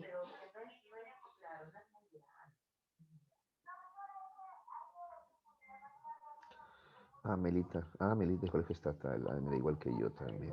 Pero el colegio estatal yo llevé filosofía en quinto, ¿eh? Pero claro, la verdad que muy a la ligera, aparte que los chicos no dejaban a veces al profe explicar, hacían bullying. Sí, es terrible estar en un colegio estatal, ¿no? Sí, pues, mamita. Bueno. Ya, ahí tu pregunta es, profe, esos filósofos, ninguno cree en los dioses, pero hemos visto que Tales dice, todo está lleno de dioses, dice, ¿no? ¿Ya? Sí, sí, todavía, varios de ellos sí, sí consideran que existen dioses, ¿ya? Varios de ellos, como ves, no lo utilizan para explicar el origen del mundo y el universo, ¿no? Es un poco como los científicos de ahora, pues, ¿no? Hay científicos que creen en Dios, ¿no es cierto? ¿Ya? Pero para explicar lo que ocurre en el mundo, en el universo, no utilizan, ¿no? Por ejemplo, que los planetas se mueven porque Dios con su manito les da vueltas a los planetas. No, pues no. Más allá, ellos van a buscar explicaciones racionales, naturales, ¿no es cierto? Ya, eso ya pasaba en ese entonces, pues. ¿Ya? Además que, como te digo, no había un Dios pues tan como el Dios cristiano, ¿no? Que es muy interventor, ¿no? Que decide quién, bueno, según algunos cristianos piensan que es así, ¿no? Quién vive, quién muere, quién se salva, ¿no? O sea, no. Acá los dioses son solamente como fuerzas de la naturaleza, ¿no? Nada más. O sea, no. No es que tú le rezas y te cumplen un deseo, ¿no? Etcétera. No. Es otra forma de creer, ¿ya? A ver, eso va a ser otro tema, ya. Ahí lo quiero dejar, pero a ver, solamente te digo algo, ¿no? A Albert Einstein le preguntaban si Dios existe. Entonces muchos dicen, mira, hasta Einstein creía en Dios, ¿no? Sí, pero tú averíguate cómo es que él creía en Dios, pues, ¿ya? Por ejemplo, a ver, esto anótenlo si quieren y busquen información al respecto, si les interesa, ¿no? A Albert Einstein le preguntaban si cree en Dios y él respondía así, ¿ah? Yo creo en el Dios de Spinoza, decía así. Spinoza, sin E, Spinoza, no me sé, que es un filósofo moderno, ¿ya? Entonces ahí vas a ver cómo es que entiende Spinoza a Dios, ¿no? No es así un Dios que se mete a resolver problemas o cambiar las cosas, o un Dios castigador, ¿no?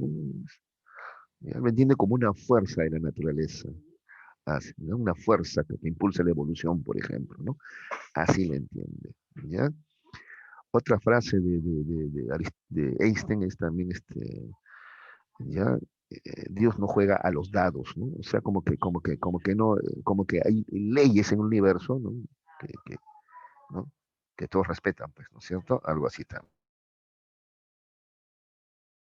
Sí, pero todavía sí, entonces para responderte, Amelita, sí, muchos de los filósofos de este periodo todavía sí tenían sus creencias. Además, estaban obligados, te cuento, porque cuando uno comenzaba a cuestionar a los dioses griegos, ¿ya? Uy, al toque era acusado de sedición, ¿ah? Claro. ¿Por qué crees que muere o lo sentencian a la muerte a Sócrates? ¿Ya? Sócrates sí creía, a su manera, pues, ¿no? Pero eso le valió que lo acusen de fomentar entre los jóvenes la no creencia en los dioses. En esa época ya no se hablaba de herejía, de eso se habla en la Edad Media, ¿no? Pero lo acusan de eso, está generando entre los jóvenes duda acerca de los dioses, ¿no? De eso lo acusan a Sócrates, claro. Y le dicen, tienes una de dos, o tomas veneno y mueres, que es la cicuta, ¿no es cierto? O te vas al destierro. Y Sócrates era un hombre mayor que además de la aristocracia, él no sabía hacer nada, pues si lo mandan a otro país, a otro lugar, ¿no? Iba a morir, pues peor, ¿no? Y sufriendo todavía de hambre, ¿no? Entonces dicen, no, mejor toma la cicuta, ¿no? Y así va a haber a otros a los que lo van a acusar de cuestionar a los dioses griegos, ¿no? ¿Ya? Porque te repito, aunque creían, ya, ellos creían de otra manera, ¿no? Cuestionaban, ¿no? El uso que se le da, pues, a los dioses, ¿ya? De los más claros es Genófanes, hemos visto, ¿no? El más clarito. Dice, no, los son creados a conveniencia del hombre, ¿no? Luego vamos a ver también a los sofistas diciendo, ¿no? Que si los bueyes gobernaran, seguramente los dioses tendrían forma de bueyes también, ¿no? Porque aludían de eso mismo, ¿no? Que el hombre crea a los dioses a su conveniencia, ¿no? O cree en ellos a su conveniencia, si tú quieres también. ¿Ya? Listo. Ese es un tema bastante polémico, pero creo que, a ver, bueno, te estoy dando una idea general ahorita, ya vamos a ir viendo poco a poco. Ah, sí, Melita, sí. Einstein dijo creer en el Dios de Spinoza, sí. Ah, wow, está citando ahí Melita lo que hay. Claro, muy bien, muy bien. Qué alegría. Melita está en todas, qué bueno. Muy aplicada, qué bueno. Ya, vamos a continuar ya con el periodo antropológico, porque ahora sí me va a faltar tiempo, sino. Menos mal, este es más breve, es más corto que el cosmológico, ¿ya? Entonces, el tema central es el hombre y la virtud, cómo ser un buen hombre y un buen ciudadano, ¿ya? ¿De acuerdo? Y aquí vamos a ver a los sofistas, en primer lugar, ¿ya? Debes haber escuchado tú acerca de ellos, los sofistas, ¿ya? Estos son intelectuales, o sea, pensadores, ¿ya? Partidarios de la democracia, ¿ya? Provenían de diversos lugares de Grecia y llegaron a Atenas para ser contratados por la clase democrática que gobernaba en aquella polis en ese entonces. Sí, los contrataban, ¿ya? ¿Para qué? Para que impartan conocimientos. Los sofistas por eso son considerados los primeros maestros, ¿ya? Porque ellos sí recibían un sueldo. Ya los anteriores no cobraban. Aparte que era gente que tenía, pues, como te he contado, dinero, ¿no? En esa época, para hacer filosofía, para ponerte a estudiar, ¿no? Tenías tú que no trabajar, ¿no es cierto? Pues tenías que tener dinero, ¿ya? No es que cualquiera era filósofo, pues, ¿no es cierto? ¿Ya? Muy bien. Los sofistas vivían de esto, muchos de ellos vivían de esto, ¿no? Ya. Otra característica, bueno, veamos algunas características de los sofistas, ¿ya? Eran bastante pragmáticos los sofistas, pragmatistas, ¿ya? Ellos se dedicaban a enseñar lo que es útil para la polis democrática. Cuando hablamos de polis, hablamos de la ciudad griega, de Atenas, ¿ya? Polis es la ciudad, ¿ya? Entonces ellos sí también tocaban estos temas que estamos viendo ahorita, ¿no? El tema de los dioses, el tema del origen de la naturaleza, sí, sí. Pero más, a ellos les interesaba cosas más prácticas que te van a servir a ti en la vida, decían en esa época, pues, ¿no? Por ejemplo, te enseñaban retórica, que es poder hablar en público, la gramática, saber escribir y además correctamente, y la erística, ¿ya? El arte de discutir, cómo ganar un debate, ¿ya? Además, los sofistas se caracterizan, y esto es muy importante, ¿ya? Por ser relativistas, ¿ya? Son relativistas, ¿ya? Ni el conocimiento, ni los valores, ni las leyes, ni la religión son iguales para todos los seres humanos, ¿no? No. Lo que es válido acá, en otro lugar puede no serlo. Lo que es bueno aquí, en otro lugar puede no serlo. ¿Ya? ¿De acuerdo? ¿Ya? Entonces, es relativo el conocimiento, los valores, las leyes, la religión, todo es relativo nomás, ¿ya?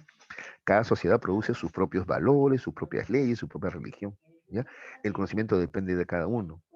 Lo importante entonces no es hallar la verdad, dice, sino saber imponerse en los debates. Por eso ellos enseñaban esto de la erística, ¿no? Es el arte de ganar discusiones, ¿ya? Así pensaban los sofistas, ¿no? Estas cosas luego van a ser cuestionadas por Sócrates, justamente. Sócrates dice, no, entonces, o sea, te están enseñando entonces a engañar, así decía, ¿no? Bueno, según Platón cuenta eso de Sócrates, ¿no? Tú sabes que Sócrates no dejó nada escrito, pues lo que sabemos de él es por lo que Platón nos cuenta, ¿no? Bueno, ¿qué más? Los sofistas son antimetafísicos, ¿ya? Hacer teorías sobre el ser o principios del mundo, dice, no es tan importante para la sociedad, donde solo hay que ganar discusiones, así pensaban ellos, ¿ya? Es parte de su pragmatismo, ¿no es cierto? Otra cosa importante en los sofistas es que distinguen entre el orden de la naturaleza y el orden de la sociedad, ¿ya? Ellos distinguen entre el orden de la naturaleza, o sea, quiere decir que hay en la naturaleza un orden natural, ese no va a cambiar, pero en la sociedad, en cambio, no es lo mismo, pues, no es lo mismo, ¿ya? ¿A qué me refiero? Porque en la naturaleza, digámoslo así, ¿no? Hay una abeja reina, hay zánganos, hay obreras, y las abejas son así, esto no va a cambiar, ¿ya? Pero en cambio, el orden de la sociedad, el orden político, ¿ya? Eso sí puede cambiar, ¿ah? Porque eso ha sido creado por el hombre. Y por lo mismo también puede ser cambiado por el hombre también, ¿ya? Entonces no es lo mismo el orden o las leyes de la naturaleza que el orden o las leyes de la sociedad. Ya, esto lo dicen porque había gente que decía que sí, pues eran o sea, que era lo mismo, pues no era lo mismo, ¿no? ¿De acuerdo? Entonces, para justificar, por ejemplo, la aristocracia decían, ¿no? Así como las abejas tienen a la reina, los humanos también tienen a la reina. Hay quienes nacen para servir, ¿no? Hay quienes nacen para mandar, así se pensaba en esta época, ¿ya? Entonces, contra eso están los sofistas, ¿ya? Por eso son de postura democrática, pues no aristocrática, sino democrática, ¿ya? Bien, veamos algunos sofistas, chicos, ¿ya? A ver, veamos algunos sofistas, ¿ya? A ver, en primer lugar tenemos a Protágoras de Abdera, ¿ya? A él le debemos, ¿ya? A él le debemos la tesis del Homo Mesura. Ah, mira, acá también Protágoras, mira. Pese a ser partidario de democracia, fue expulsado de Atenas por no creer en los dioses. Mira, y le expulsan los demócratas, ¿ah? Imagínate, por no creer en los dioses, imagínate, ¿no? Ya, ¿qué más? Ya, ¿qué cosa proponía Protágoras? La tesis del Homo Mesura. Homo es hombre y Mesura es medida. ¿Qué quiere decir Homo Mesura? Que el hombre es la medida de todas las cosas, ¿ya? de las que son y de las que no son, ¿ya? ¿Qué quiere decir? Que cada persona determina cómo son las cosas, buenas, malas, justas, injustas, frías, calientes. Todo depende de la opinión de cada uno. Eso es lo que decía Protágoras, ¿no? Por ejemplo, a ver, ahorita, sobre el clima ahorita, ¿no? Por ejemplo, uno puede decir, no, el clima está tibio, otro te dice, no, está frío.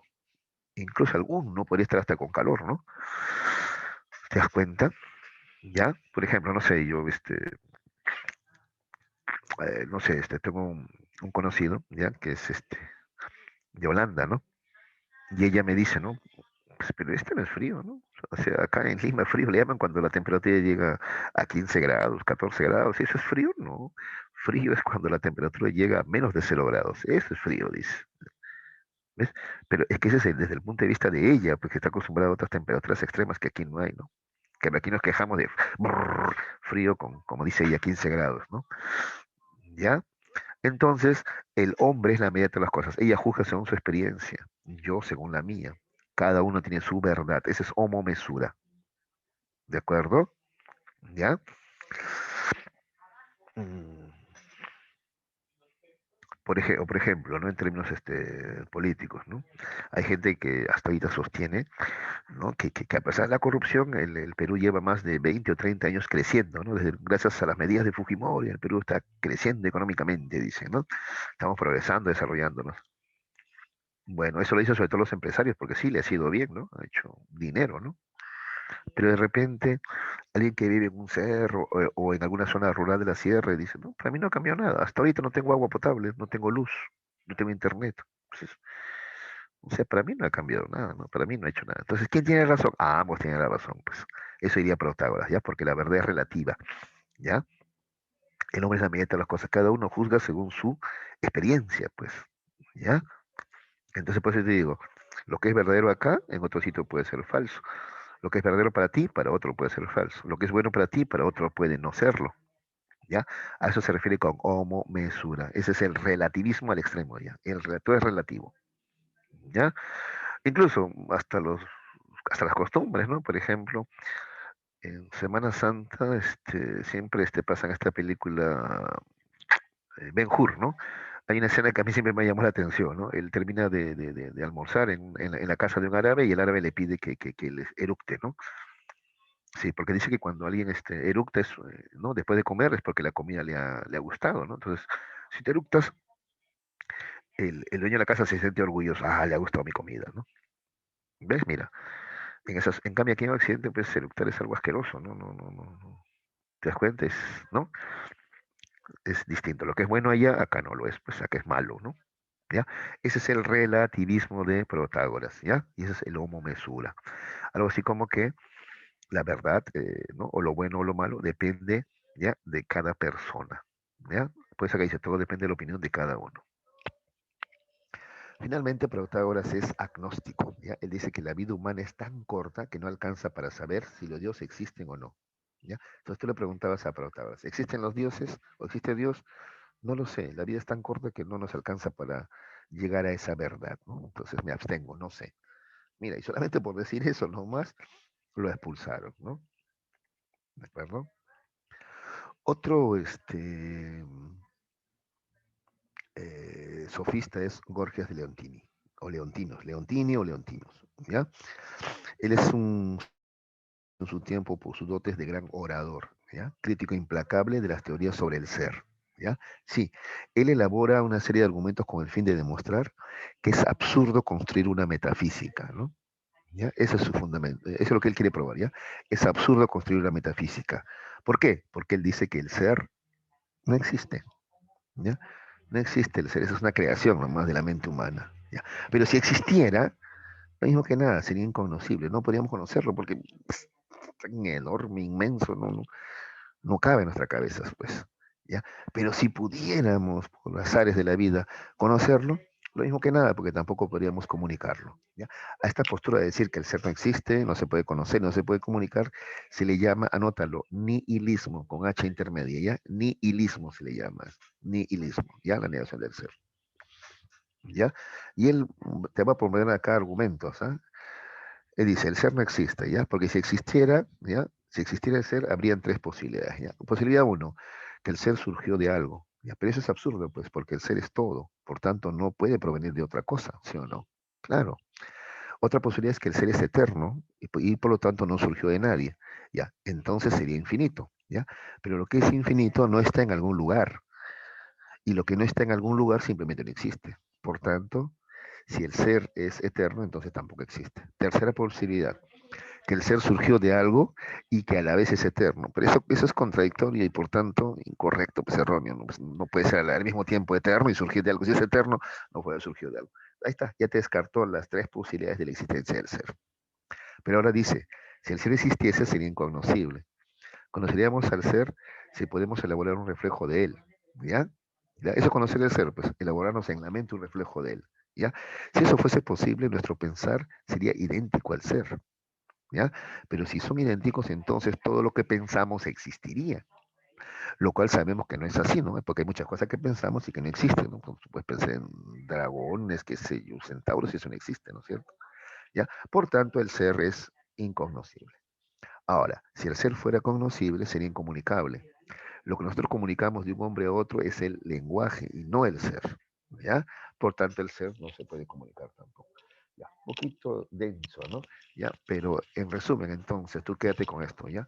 Para Borges de Leontines, ya, el ser no existe, y si existiera no se puede conocer, y si se pudiera conocer no se podría comunicar, ¿ya? Esa es la postura nihilista de Borges, y acá están sus argumentos lógicos, ¿ya? Para probar tal cosa. Otros sofistas, tenemos a Hipías de Élide, él dice que las leyes de la naturaleza no son las mismas que la sociedad, ¿te acuerdas? ¿No? Y había pensadores, ¿no es cierto?, que pensaban de esta manera, ¿no? Los sofistas, ¿ya? Ya expliqué esto, ¿no? Las leyes de la naturaleza no son las mismas que las de la sociedad, ¿no? En la naturaleza sí, pues hay una abeja reina, y no es eso, ¿no? Hay zánganos, hay obreras, pero en la naturaleza no necesariamente tiene que ser así, ¿eh? No necesariamente tiene que ser así, es diferente, porque las leyes de la sociedad las crea el hombre y por tanto el hombre las puede cambiar también, ¿ya? Estas últimas, las leyes de la sociedad, ¿ya? Son convencionales, es decir, generadas por los mismos seres humanos nomás. Pródico dice que los hombres crean dioses que les son útiles, ¿de acuerdo? ¿Ya? Si tú ves la mitología griega, ¿no? Incluso te habla de semidioses, ¿no? Dioses que estuvieron con... Entonces, todo para probar una supremacía, ¿no? ¿De acuerdo? ¿Qué más? Trasímaco de Celedonia dice, las leyes son generadas por sectores sociales más fuertes y no por toda la sociedad, ¿no? ¿Ya? ¿Ves? Mira lo que está diciendo Trasímaco, ya muy adelantado para su época, ¿no? ¿Quiénes crean las leyes? Los poderosos, los más fuertes. No lo crea toda la sociedad. Entonces no tenemos una democracia perfecta. Nunca ha existido una democracia verdadera, ¿no? Porque democracia es el gobierno del pueblo, pero no es el pueblo el que hace las leyes. Las leyes generalmente las hacen los sectores sociales más fuertes o más ricos, si tú quieres. ¿Ya? Listo. ¿Alguna pregunta sobre los sofistas para entrar ya a Sócrates?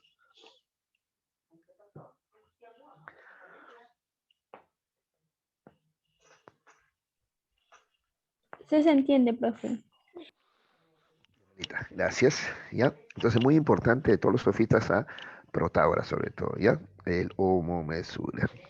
¿Ya? El hombre es la medida de todas las cosas. Ya se llama relativismo, ¿no? Ahora, por ejemplo, aunque esta imagen no es nueva, por ejemplo, bastante se habla del vaso medio lleno y el vaso medio vacío, ¿no? Sobre ser optimistas o pesimistas, pues, ¿no es cierto? Por ejemplo, ¿no? Es un mismo vaso de agua, ¿no? Que está a la mitad, ¿no? Un hombre dice que llega y dice, ah, este vaso está medio vacío. Otro, también optimista, dice, este vaso está medio lleno, dice, ¿no? O sea, depende, pues, de cada humano, ¿ya? ¿Quién tiene la razón ahí? ¿El que dijo que está medio lleno o el que dijo que está medio vacío? Pero Taoist diría que ambos tienen razón, porque cada uno tiene su verdad, ¿ya? ¿De acuerdo? Entonces ese es el relativismo de Protágoras, ¿ya? Muy importante. Ya, ahora vamos a ver a Sócrates, ya para terminar, ¿ya? Mucho de lo que sabemos de Sócrates, ya te había dicho, ¿ya? Es narrado por Platón. Sócrates no dejó escritos, ¿ya? No, se negó a escribir, ¿ya? Si todo está cambiando, ¿no? ¿Para qué voy a escribir, no? Lo que digo ahora, más adelante ya no va a ser verdad, no va a ser cierto. Entonces, ¿para qué voy a escribir? Decía, ¿no? O sea, no escribió. Lo que sabemos, repito, de Sócrates es gracias a lo que nos cuenta su discípulo Platón. Platón sí escribió y bastante, ¿ya? Entonces, repito, lo que sabemos de Sócrates es a través de los ojos de Platón, ¿ya? Bueno, según Platón, Sócrates se enfrentó a los sofistas, ¿ya? Proponiendo tesis opuestas a la de aquellos maestros, ¿no? Eh, También se sabe que es obvio que Sócrates estaba contra el sistema político imperante, ¿no? Por eso, como te había contado, fue ajusticiado y condenado a muerte, ¿no? En realidad eran incómodas sus críticas, ¿no? En política, ¿no? Y bueno, una forma de deshacerse de él fue acusándolo de que él ya envenenaba la mente de los jóvenes al hacerles dudar de la existencia de los dioses, ¿no? De eso lo acusan, ¿ya? De generar entre los jóvenes dudas, ¿ya? Acerca de los dioses, ¿ya? Y por eso lo condenan a muerte, ¿no? Así es, ¿no? Bueno, lean, como te dijo, como te dije, lean a escoger, ¿no? El destierro o la cicuta, ¿no? La cicuta es un veneno, ¿no? Un veneno. Bueno, yo lo opté por la cicuta, pues, porque en el destierro igual iba a morir, pues, ¿no? Entonces dicen, mejor la cicuta. Bueno, veamos algunas posturas de Sócrates, ¿ya? Mira, mientras los sofistas son este, relativistas, ¿ya? Sócrates, en cambio, es universalista. ¿Qué quiere decir universalista? Mientras que para los sofistas, por ejemplo, para Protágoras, ¿no? La verdad, el conocimiento es relativo nomás. En cambio, para Sócrates sí existe la sabiduría universal, o sea, existe la verdad universal para todos. Sí existen verdades, ¿ya? Que son para todos, ¿de acuerdo? Estos conocimientos solamente son alcanzados, sin embargo, por los que buscan en el interior de sí mismos, ¿no? ¿Ya? Entonces buscas en ti mismo, vas a encontrar el bien, la virtud, y ese bien es válido para todos, no solamente para mí, sino para todos, ¿ya? Entonces es una diferencia con los sofistas, revuelvo a repetir, que proponían que cada uno tiene su verdad, ¿no? O sea que las verdades son relativas, los conocimientos son relativos. No, para Sócrates sí existen verdades universales, o sea, verdades para todos, ¿ya? Esa es una primera diferencia, ¿ya? Por ejemplo, el bien, ¿no? ¿Ya? Pero a ver, pero hablemos un poquito más sobre el tema moral, ¿ya? Sócrates es intelectualista moral, ¿ya?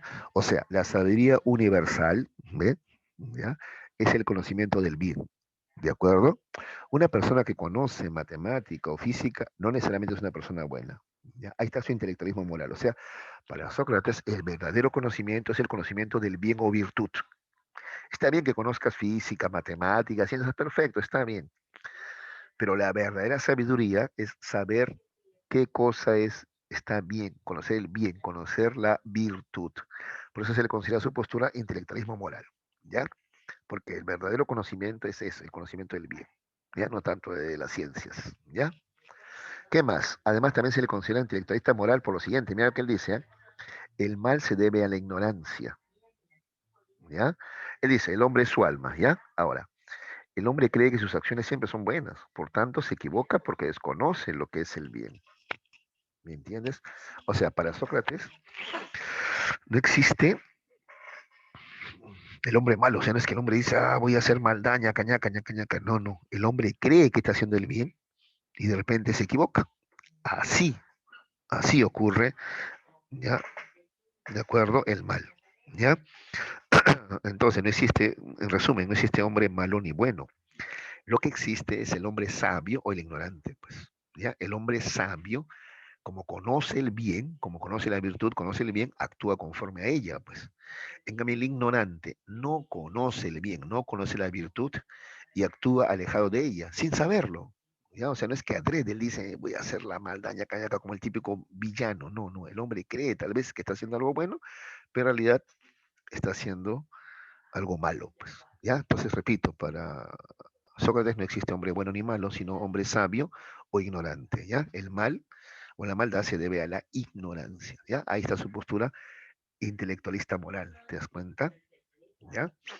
Ahora, por eso él recomienda el autoconocimiento. Él dice por eso, conócete a ti mismo, te dice Sócrates, ¿ya?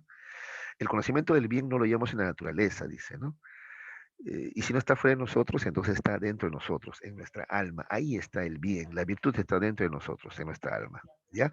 De ahí que la real sabiduría está en el conocimiento de sí mismo, de tu alma. Por eso él te decía, conócete a ti mismo. ¿Ya? Por eso él dice que la filosofía es un modo de vida. ¿Ya? Esta investigación desinteresada de la interioridad del alma es la filosofía. Entonces la filosofía no se presenta como un saber, sino como una búsqueda constante del saber. ¿Ya? ¿De acuerdo? Ahora, para alcanzar ese saber, verdad, ¿no? Bien, virtud, Sócrates propone un método, el método socrático, ¿ya? El método socrático consta de dos momentos, ¿ya? Una es la ironía y otra es la mayéutica, ¿ya? Mira, el método, mira lo que dice, ¿eh? Si la sabiduría está en uno mismo, se asemeja a una mujer embarazada. Luego, lo que debemos hacer es dar a luz. No te olvides que la sabiduría, el bien está dentro de nuestra alma, ¿sí o no? Entonces, como una mujer embarazada, ¿ya? Lo que tenemos que hacer es ayudarle a que dé a luz. Así como a una mujer se le ayuda a que dé a luz, igual a los humanos hay que ayudarle a que sus ideas que están adentro en su alma, ¿no? Salgan, broten también, den a luz también, ¿ya? ¿Sabes por qué pensaba Sócrates así? Lo que pasa es que la mamá de Sócrates era partera, ¿ya? O sea, ayudaba a las mujeres embarazadas a dar a luz, ¿ya? Por eso él dice un día, ¿no? Yo también hago una labor parecida a mi mamá, solo que mientras mi mamá ayuda a la gente a dar a luz a niños, yo ayudo a la gente a dar a luz a sus ideas, ¿ya? Y para ayudar a la gente a dar a luz a sus ideas, ¿ya? Yo uso este método, ¿ya? La ironía y la mayéutica, ¿ya? Ese es un método, el método socrático. En un primer momento uso la ironía para que la persona reconozca su ignorancia, ¿ya? Y en un segundo momento uso la mayéutica, ¿ya? Para desde casos particulares ubicar los rasgos comunes que poseen estas cosas, ¿ya? Y así llegar a un conocimiento universal. ¿De acuerdo? ¿Ya? A ver, para que entiendas el método socrático te voy a poner un ejemplo sencillo. ¿Ya? A veces los maestros, a veces la mamá también lo usa en casa. ¿Ya? A ver, vamos a suponer que la señorita tutora, ¿ya? Le ha encontrado a un chico copiándose la tarea domiciliaria en el colegio, ¿ya? ¿De acuerdo?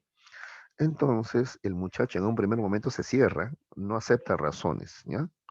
La clásica. Pero a mí nomás me dice, si todo se copia, así habla, ¿no es cierto? ¿Ya? La clásica, ¿no? Así cuando estás cerrado no vas a escuchar nada. Entonces la tutora va a aplicar el método socrático, va a usar la ironía. Mira cómo usa la ironía para mostrarte que ignoras. Te va a decir la clásica, ¿no? Entonces, si todos se tiran del puente, tú también te tiras. O si todos se drogan, tú también te vas a drogar. Bajo esa lógica, ¿no? De que todos lo hacen, entonces todos se drogan, tú también te drogas. Todos se tiran del puente, tú también te tiras. No, pues, mira, como ya utilizó la ironía y ya te desarmó ya, ¿no? Entonces ya tu seguridad se cae. No, no, no es tanto así, sino que, ¿ves? Pero ya, mira, usando la ironía, ya te hizo ver tu ignorancia, ¿no? Ya, el solo sé que nada sé, ¿no? Ya llegaste al solo sé que nada sé. Ahora viene la mayéutica, la fase constructiva. La ironía es la fase destructiva, que destruye tu seguridad, tu terquedad. Ahora viene la fase mayéutica, que es la fase constructiva. Te va a ayudar a encontrar soluciones a través de preguntas, ¿no? Te va a preguntar, por ejemplo, ¿pero por qué no has hecho la tarea? No, no me alcanzó tiempo. ¿Pero por qué no te alcanzó tiempo? Ah, tengo muchas cosas que hacer, pero ¿tú no crees que si te haces un horario podrías organizarte mejor? Sí mismo, voy a hacer mi horario para organizarme mejor. Ya ves, y así a través de preguntas te ayuda a encontrar soluciones. Esa es la segunda fase, la mayéutica. ¿De acuerdo? Ese es el método socrático, ¿ya? Ironía y mayéutica. Algunos por eso le llaman al método socrático también el método de la mayéutica, le llaman también, por el segundo momento, ¿no? La fase constructiva. ¿Ya? Sócrates incluso pone, dice el ejemplo de un matemático con el que se encuentra, ¿no? El matemático ese que él le dice, ¿qué cosa es una, ¿no? Una figura geométrica? Entonces, el matemático dice, una figura geométrica es, por ejemplo, el cuadrado, el círculo, el rectángulo. Entonces él le dice con ironía, ¿no? Pero yo no te he pedido que me des ejemplos, sino que me digas qué es una figura geométrica, ¿no? Ah, verdad, nunca me había preguntado eso, ¿no? Entonces, mira, ya está reconociendo su ignorancia, ¿no? Ahora ya viene la segunda fase, mayéutica, pues. A ver, empecemos los casos particulares, justamente, ¿no? ¿Existen los triángulos perfectos en la naturaleza? No. ¿El círculo perfecto? Tampoco. Ah, entonces, ¿no existe en la naturaleza? ¿Qué son? Ah, son abstracciones. Entonces, ¿qué son las figuras geométricas? Abstracciones que el hombre hace, ¿no es cierto? ¿Ves? Y así se llega al conocimiento, ¿ya? Ese es el método socrático. acuerdo? Listo. ¿Se entendió? ¿Alguna pregunta? Uy, ya. Vamos avanzando con la práctica, ya, antes que nos falte el tiempo. A ver, ya, pregunta 1. A ver, chicos. ¿Dónde está mi puntero? Acá está el puntero. A ver, todo el chat. Ya, Melita. ¿Los métodos nomás? ¿Qué cosa no has entendido, Melita? A ver, cuéntame. ¿Qué cosa no has entendido? A ver.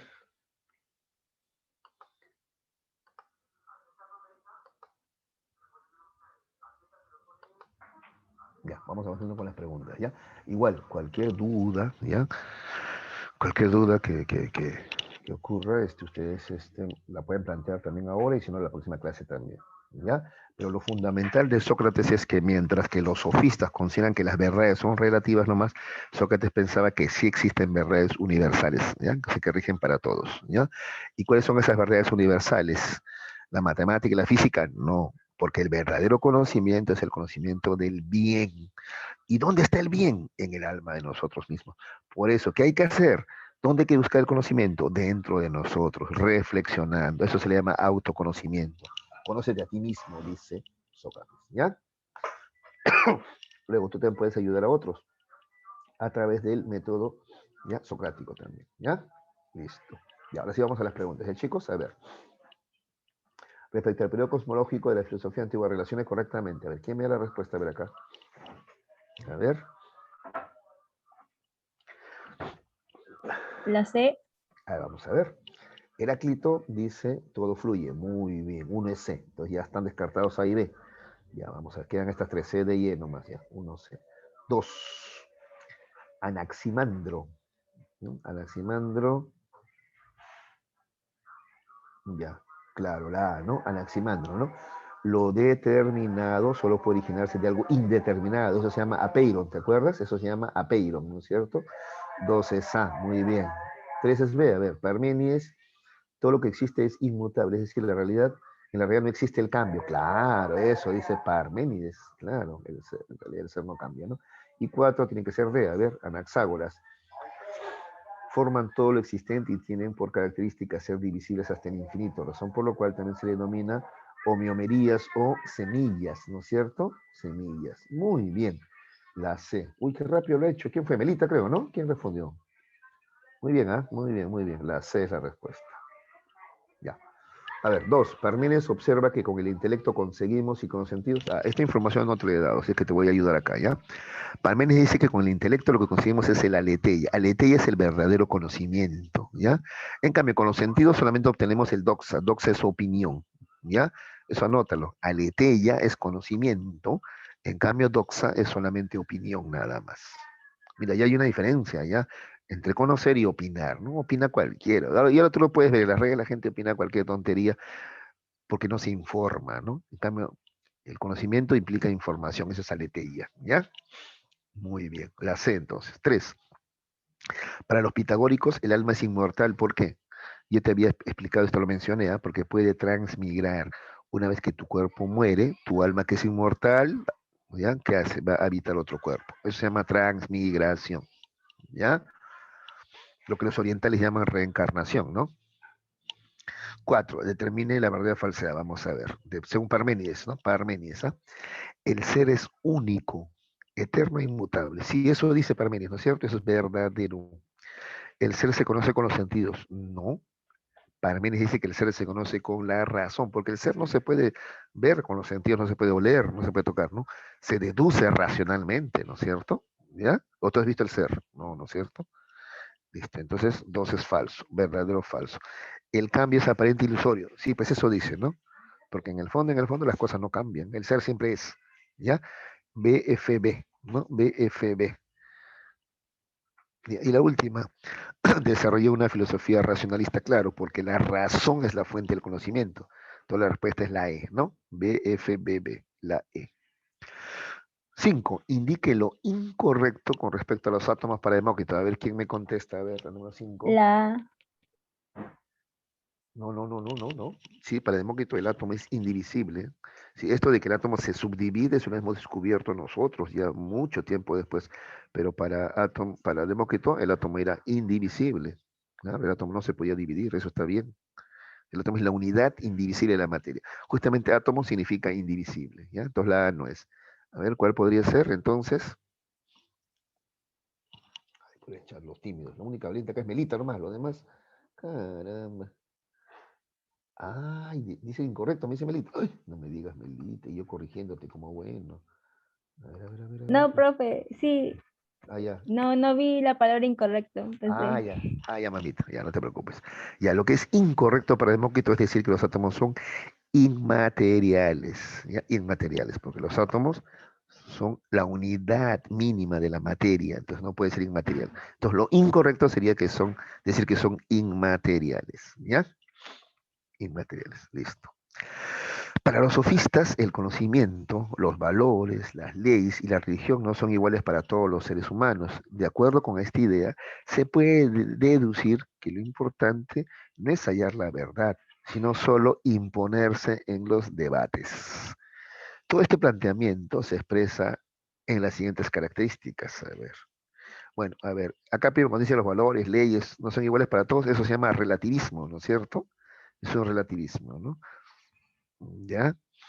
Y luego dice que hay que ganar los debates, ¿no? Es ser práctico, pragmático.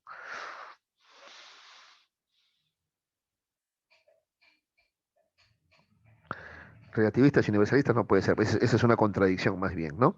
Los sofistas son relativistas y Sócrates es universalista, no, pues. La única es la A, solo que no está en el orden. Debería decir relativistas y pragmáticos, ¿no? Pero bueno, también pragmáticos y relativistas, que es lo mismo, ¿no? Relativistas, ¿no? Las leyes, la religión, los valores no son iguales para todos, relativismo, ¿no? Y lo que se trata es de aprender a ganar debates, eso es ser pragmático, ¿ya? La A es la respuesta en la 6, la A. 7. Algunos historiadores de la filosofía sostienen respecto a los sofistas que el haber comprobado la existencia de diversas tradiciones y leyes en los diversos lugares que visitaron para vender sus conocimientos hizo que desarrollaran una teoría del conocimiento y una ética de carácter. A ver, ¿qué me dice? ¿Qué me contesta a las 7? A ver, ¿cómo era la ética y el conocimiento para los sofistas? Lo acabo de mencionar, ¿ah? relativista. Exactamente, ¿no? ¿Y cómo llegan a ese relativismo? Es que ellos viajaban bastante y veían que en cada ciudad, ¿no? Las costumbres son diferentes, las leyes diferentes, los valores diferentes, entonces todo es relativo, dijeron ellos, ¿ya? Sí, relativista, muy bien. 8. Filósofo que expresó su postura relativista al decir, el hombre es la medida de todas las cosas. Homo mesura, dijo, ¿no? En latín, homo mesura, el hombre es la medida de todas las cosas. ¿Quién fue? ¿Cómo se llama este sofista? ¿Hay quien se acuerda?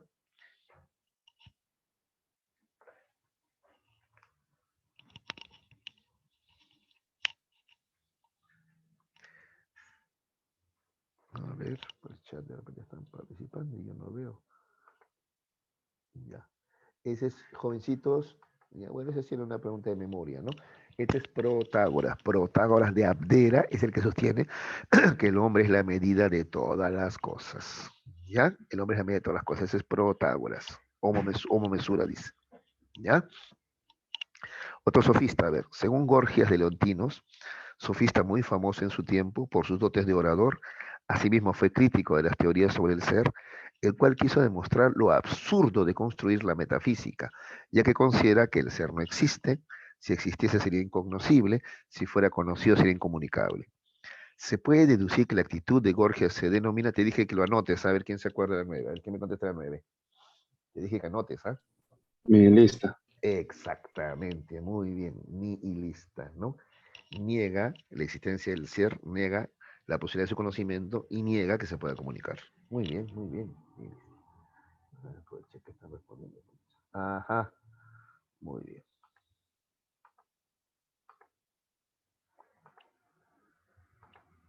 Ya está. 10.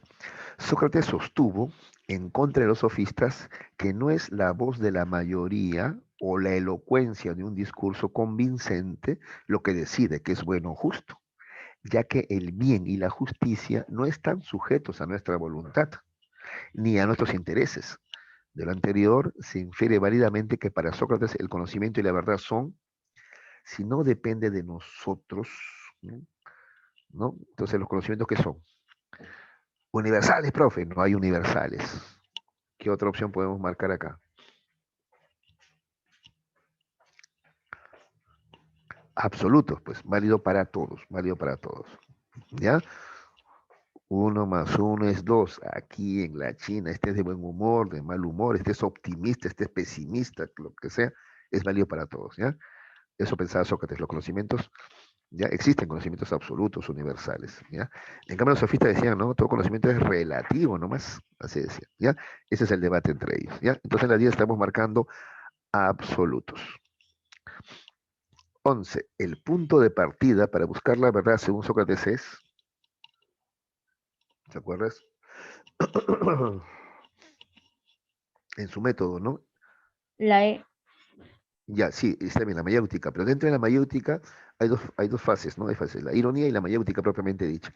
Entonces, para tú poder conocer o para poder buscar la verdad, acá dice, el punto de partida para buscar la verdad es que tú entiendas que ignoras, porque si tú crees que sabes, yo sé, entonces ¿para qué voy a estudiar eso? Es lo que pasa con la filosofía, por ejemplo, chicos, ¿no? Todo el mundo dice, no, yo tengo mi propia filosofía, dice, ¿no? No, ¿para qué voy a estudiar esos viejos, ¿no? Entonces ahí no vas a estudiar, no vas a aprender, pues. Para tú atreverte a buscar la verdad, tú tienes que partir de entender que ignoras muchas cosas, ¿ya? Por eso la respuesta es la B, ser consciente de nuestra ignorancia, ¿ya? Ser consciente de nuestra ignorancia. Ya, marca la B y anota esto que te voy a decir. O de repente ya lo sabes, ya. Sócrates dice, solo sé que nada sé. A eso se refiere con su solo sé que nada sé. Él no está siendo humilde ahí, ¿ya? Cuando él te dice, solo sé que nada sé, él te está diciendo que ya sabe más que tú, porque él es consciente de sus limitaciones y por tanto se va a buscar a la tarea de buscar el conocimiento verdadero, ¿ya? Entonces marca la B y al costado ponle, solo sé que nada sé, decía él por eso, ¿ya? Entonces, en el método socrático, el primer paso de ironía busca eso, que tú seas consciente de tu ignorancia, que llegues a eso de decir, al menos sé que nada sé, pues, ¿ya?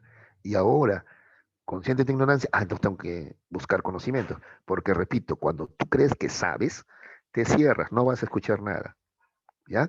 Primero tienes que ser consciente de tu ignorancia para luego escuchar a los demás o atreverte a buscar información, ¿ya? Muy bien. Ya está respondiendo la 12 algunos, a ver, vamos a ver qué dice la 12.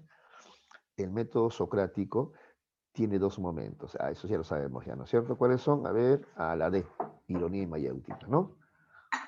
Muy bien, chicos. Listo. Hemos terminado por el día de hoy. No se olviden cualquier duda o pregunta, siempre, ya, en la siguiente clase al comenzar, nomás me dicen y tratamos de aclararlo ahí.